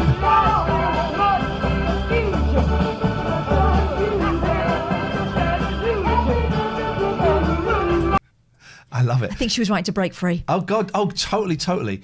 Where is the Pleasure Seekers Reunite? There's Leather Tuscadero. There's a thing where... Oh, here we go. My backing singers. Yes, I know that's a bit unusual. But they're not just any old backing singers. In fact, the stress is on the word old. They've been with me for nearly 40 years. That's surprising, isn't it? You know why? Because they're my sisters. And they've flown all the way from the States to be with me here tonight. So please welcome Patty, Nancy, and Arlene. I love Suzi Quatro so much. We having fun yet, girls? Thank you. As you can see, this one and I are identical twins. We're going to turn the clock back for you. We're going to go back to our first group, Detroit, 1964. We were called the Pleasure Seekers, an all-girl band called the Pleasure Seekers. Give me a break. Asking for trouble, yes.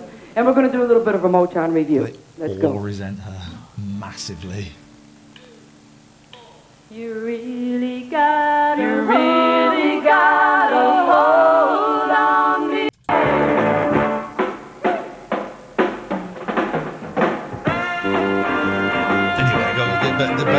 I found it's a documentary called Suzi Q. It's like 2 years old. All right, I'll have a I found look. it on a Hooky website, and it is brilliant. And I just think she's absolutely incredible. Incredible. I love her. Tell you what's cheered me up in the last couple of days, and this is a recommendation from Amy, our mod Amy. Partly because she sent me this clip of RuPaul in AJ and the Queen, right? Okay. By the way, thank you, Stefan, and thank you, Richard. Trying to pep up someone who was feeling down. I mean, it turns out it's one of the world's leading Cher impersonators before they discovered me. And saying, what would Cher do? Would Cher lie on the sofa feeling sorry for herself? No, she would not. It was all this. It was great. Anyway, so that clip got me into AJ and the Queen. They've only done What one. is AJ and the Queen? I don't know what this is. It's RuPaul acting. Okay. Okay. It's kind of a comedy drama buddy thing. Yeah. Basically, RuPaul is about to open his own club, and he tells the rest of the drag world to up yours. Club's going to be so much better. Love it. Then his boyfriend takes all his money. What?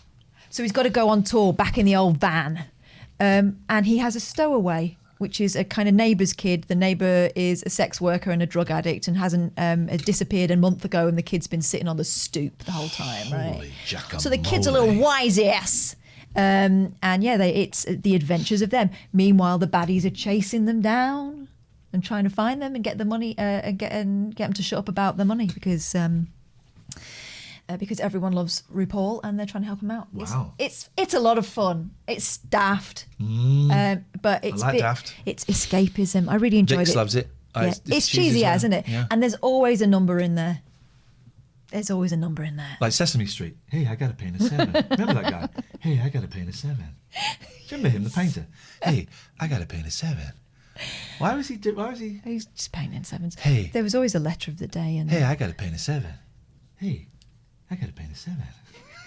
Titolina's in. AJ the Queen makes me happy. Makes me forgetting about the fracking. Oh God, yeah, the fracking. Hey, I got a paint a 7. Do you remember that guy? That guy was nuts. No, I remember 1, 2, 3, 4, 5, 6, 7, 8, 9, 10, 11, 12. Boop, boop, boop, boop, boop, boop, boop. Here we go. It's the. Hey, This guy. Hey, I got to paint it. I'm going to paint it too. Ooh, how creepy. Oh man, hang on a second. I don't want to go down kids' TV, but hey, I got to paint it too. Hey, I got to paint a 7. I'm going to paint it too.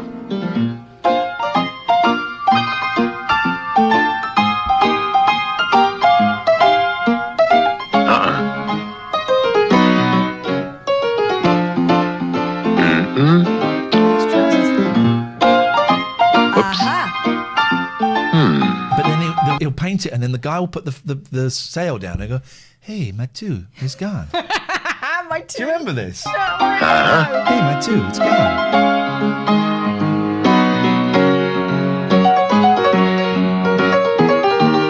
It's a crap too. Come on. He's painting it on a sail. You want to get some more paint on that brush? Dry. 2. Goodbye, 2. Hey, my 2 is gone. David Crosby. What's he been doing to get paint on his back? Spatter party. My overalls are a disgrace, but not like that. This guy's furious. James Finlayson.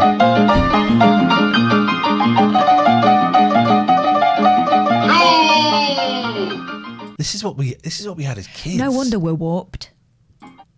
Hey, I got to paint a 7.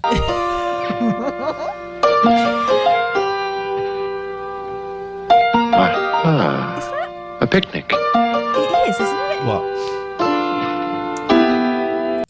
Is that one of the pink ladies? Rizzo. Could be. Don't mess with her. It's Rizzo. It is Rizzo. Gonna paint a 3.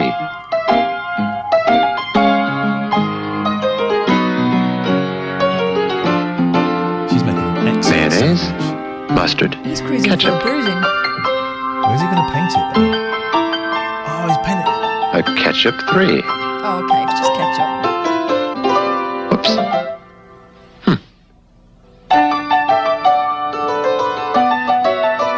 A mustard 3.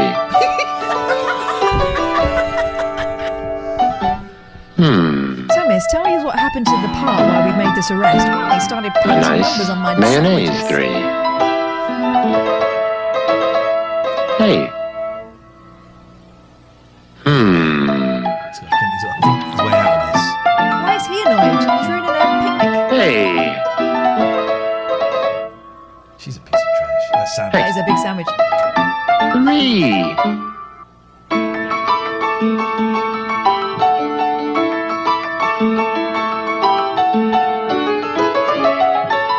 She has no idea what to do with that. 3.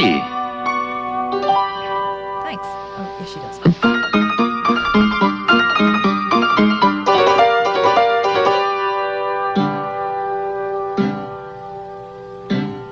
Three. Sorry, French. Sorry, French. There we go.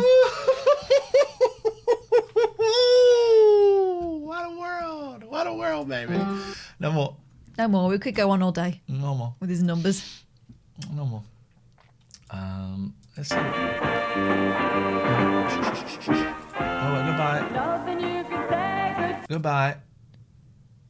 Oh, there's Fanny now. This is who's coming The on the Right show. to Rock. I'm so I had excited. no idea who they were, I tried to get an advance copy of this, and the director was rightfully so being very, very cautious and saying no. But they're launching it's being released here in September. This 4 minutes worth of music, I was like hooked. The Queens of Rock and Roll, Fanny.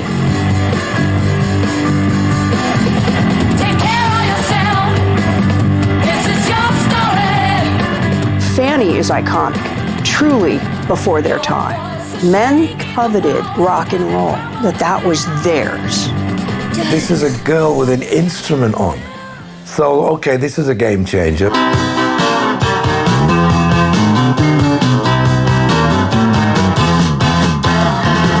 Fanny was the first all-woman rock band that could really play and really get some credibility within the musician.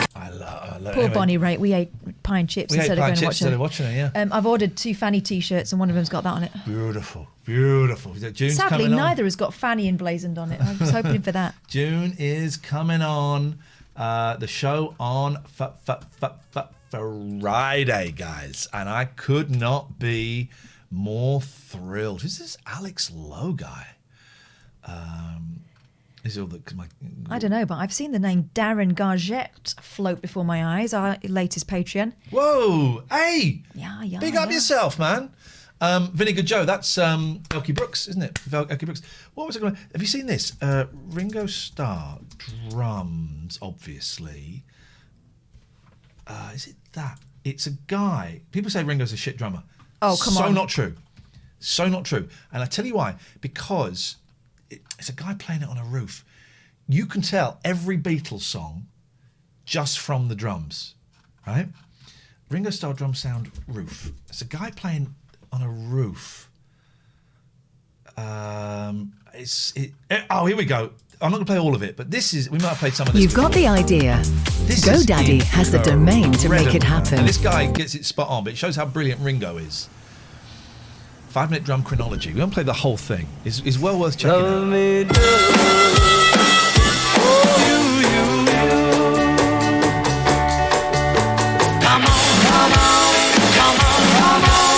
It's a little bit heavier than Ringo, but it's spot on. The technique.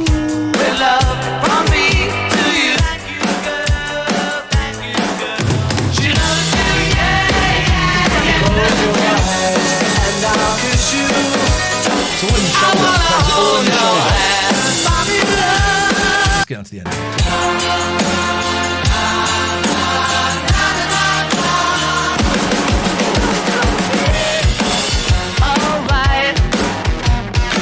Back in the USSR.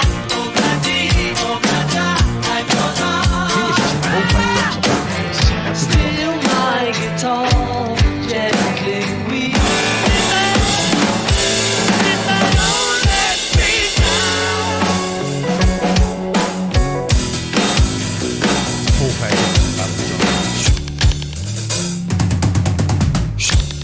So that's brilliant, right? Please post the link to that in the chat because that's well worth watching. But let me just show you one more thing. By the way, Paul Records.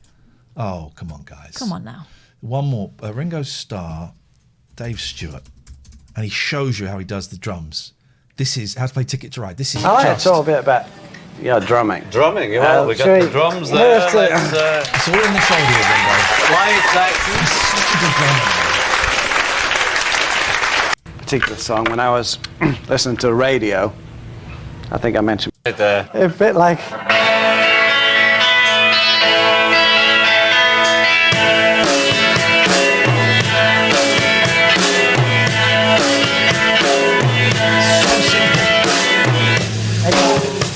Don't stop me now.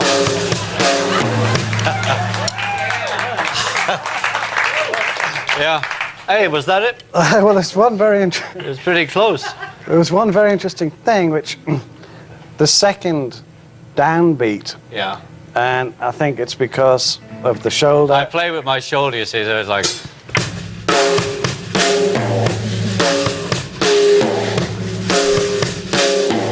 Exactly. You know, and even this. Whoa, yeah. Oh, yeah. It's just a joy. That is Great guitar.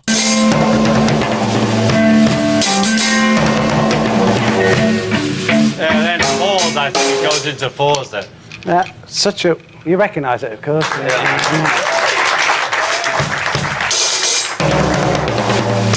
I say I keep going to hit that now. It's been so long. The interesting thing with this pattern is that it's actually the bass that opens that song. Yeah. And, you know, John's words. You know, that's the intro. There's no, like, real verse or anything. And so we're sitting around, and it was just like playing with what he was saying and with what the bass line was doing. And, you know, trying to find sort of an interesting piece. Because besides this part that comes in several times, the rest of it is just like... It's just like fours, you know what I mean? It's real easy. Yeah. But why we got to this is because, you see, I'm left-handed, and I'm playing a right-handed kit. If there's any drummers in here, see, they usually go, you know, they go round the drum this way. Well, I can't do that. See, I can't go. I have to get this hand down to roll. So that's why everyone thought, wow, he's a genius. But all I was doing is trying to play backwards. You know, so he goes.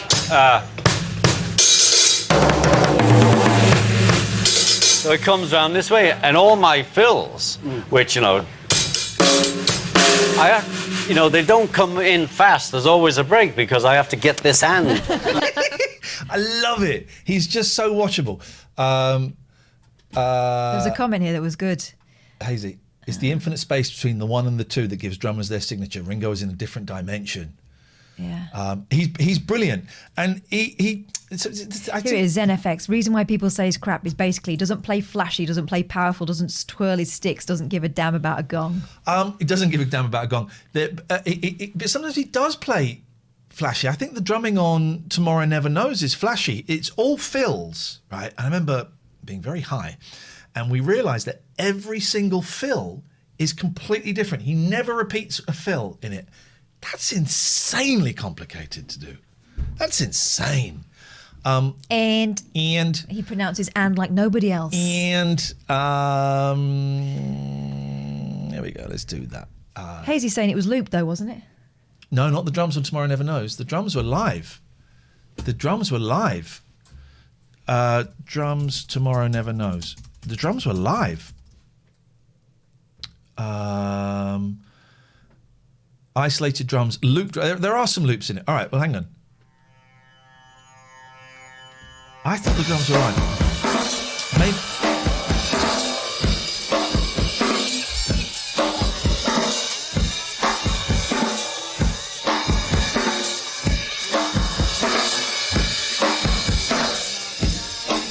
Hang on, maybe I'm thinking of a different. Maybe I'm thinking of She Said, She Said then. Is it She Said, She Said? It's one of the psychedelic songs. The only way to get consulting clients in today's market is cold email. Oh, no, wait. It's this, isn't it? It's this. All the fills. Here we go. All of the fills. Thank you, Daisy.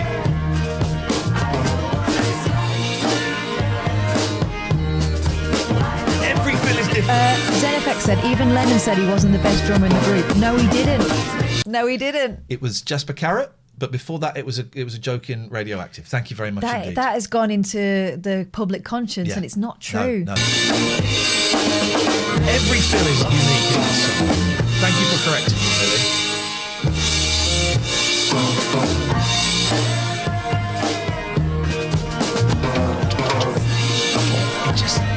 You can sometimes think he's not going to quite get there, and then he just at the last minute.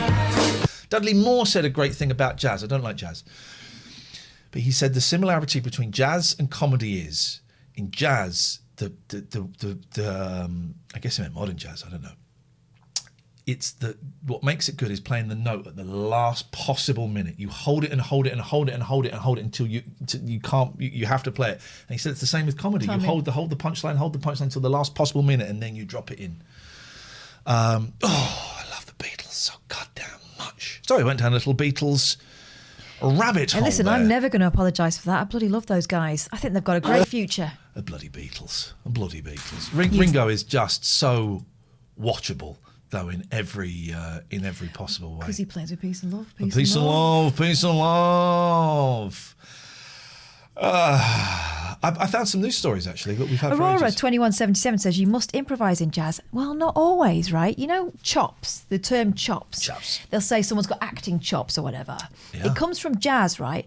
Chops are your fail safes, right? Yes, so I didn't you know say this. that you're improvising. No, they've got little runs and things in their heads already that are bass lines and stuff and riffs that they will go back to. That's your chops, and you build those up over years. set pieces. Experience. That's why it gets moved on to like acting chops or singing chops, whatever. It's experience and the little things that, your set pieces that you can fall back on. And I learnt that from reading Carole King's autobiography, where she talks about how it was a real great place to develop my chops. And she explained that chops are like these little they're doing this. I've got this sounds good. I know this works, yeah. Hazy's been timed out. Why? Mandy, she's removed the timeout. Must have been caught in the crossfire. This is escalating and de-escalating at a rate of knots. Holy jackamole. Mandy, don't apologise to me. Apologise to all of our fans. Wow. I mean, Hazy of all people. I Hazy want to cross shade him. of winter. Here we go. All right. So, worst interview answer hiring manager has ever heard. Wow. That ended with call to police. I would suggest worst headline explaining story really badly. Yeah. When are you two going to come on, by the way, while we still have this forum, to promote your radio show? Do it now. Because your radio show is jazz. Your radio show is Ringo. Your radio show is She Said, drum fills.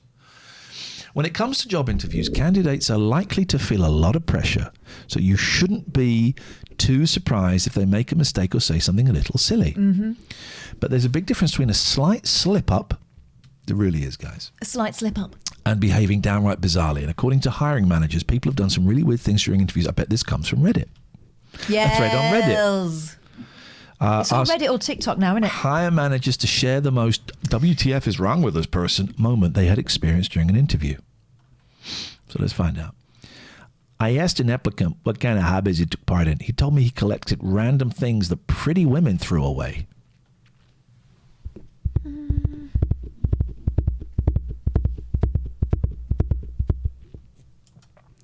When the interview was over, I called the police and gave his resume to them. Oh, that's not... I thought it would... I'm getting angry. That's disappointing.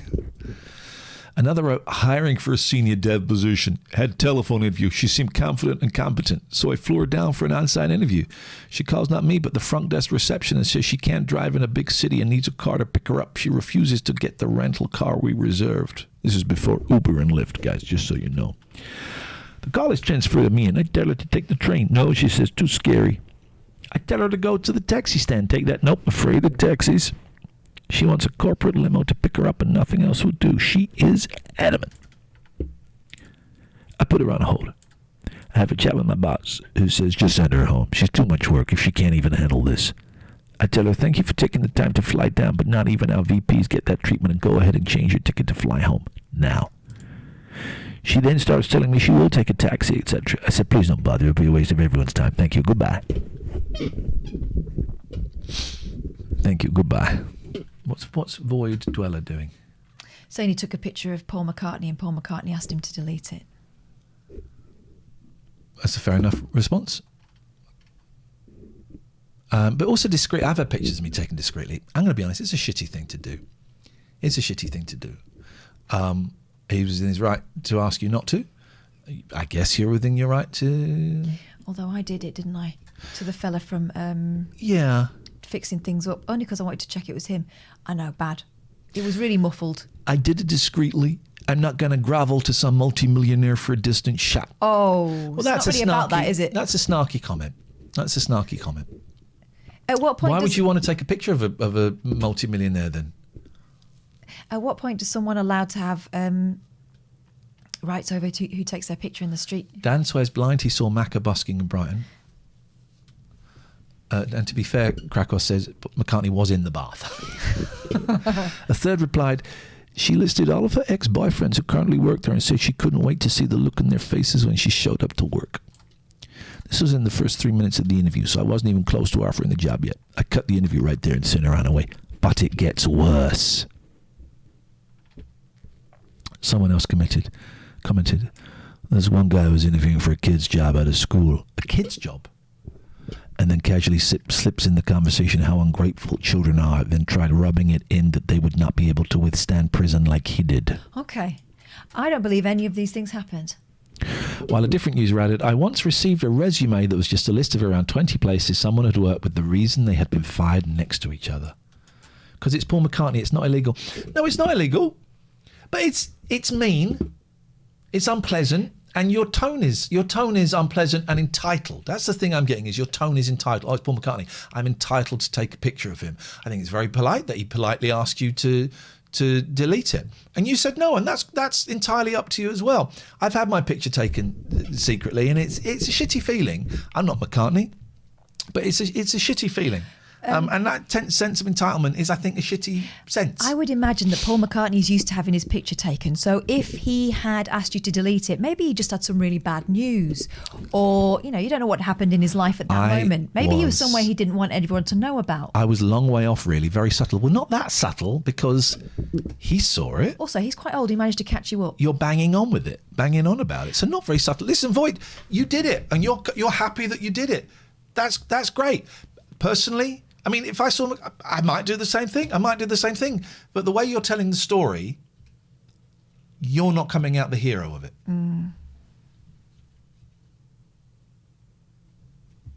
Since Paul's been dead for around 50 years, can we start timing these guys out for BS, please? We cannot. Not for that. No. Not for that. Not for that. I think we're done. I think we're done. Thank you. I wonder if we've missed any new Patreons where we have Darren. Kate Will's right. I suspect that's our Kate that we spoke to earlier on. Kate. I suspect. How shall I repent? I tell you what, Void, you should repent by fucking off. How about that? How about that? There you go. You can go and repent. Go and repent. There you go. Oh. Quite low. Oh. Maybe it. Maybe. I mean, I'm banned. That was a harsh ban. Don't know how. That's good. Elton reach around. Oh. You're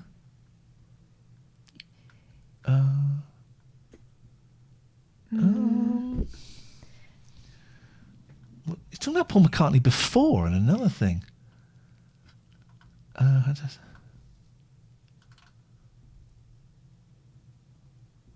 I'm banned, please. I'm banned. I retract that banning. I don't know how to get out of there, though.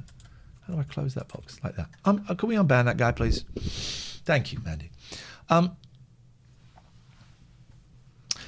finding it. I hope the shows are okay, right? I'm not saying this. You go, oh, the shows are great, and we're really enjoying them.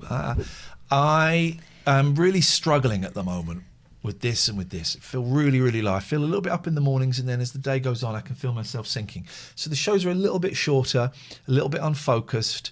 It will be okay. I'm seeing my shrink tomorrow. It's going to be great. Give me some goddamn pills. Give me some of those goddamn pills. I want to eat those pills.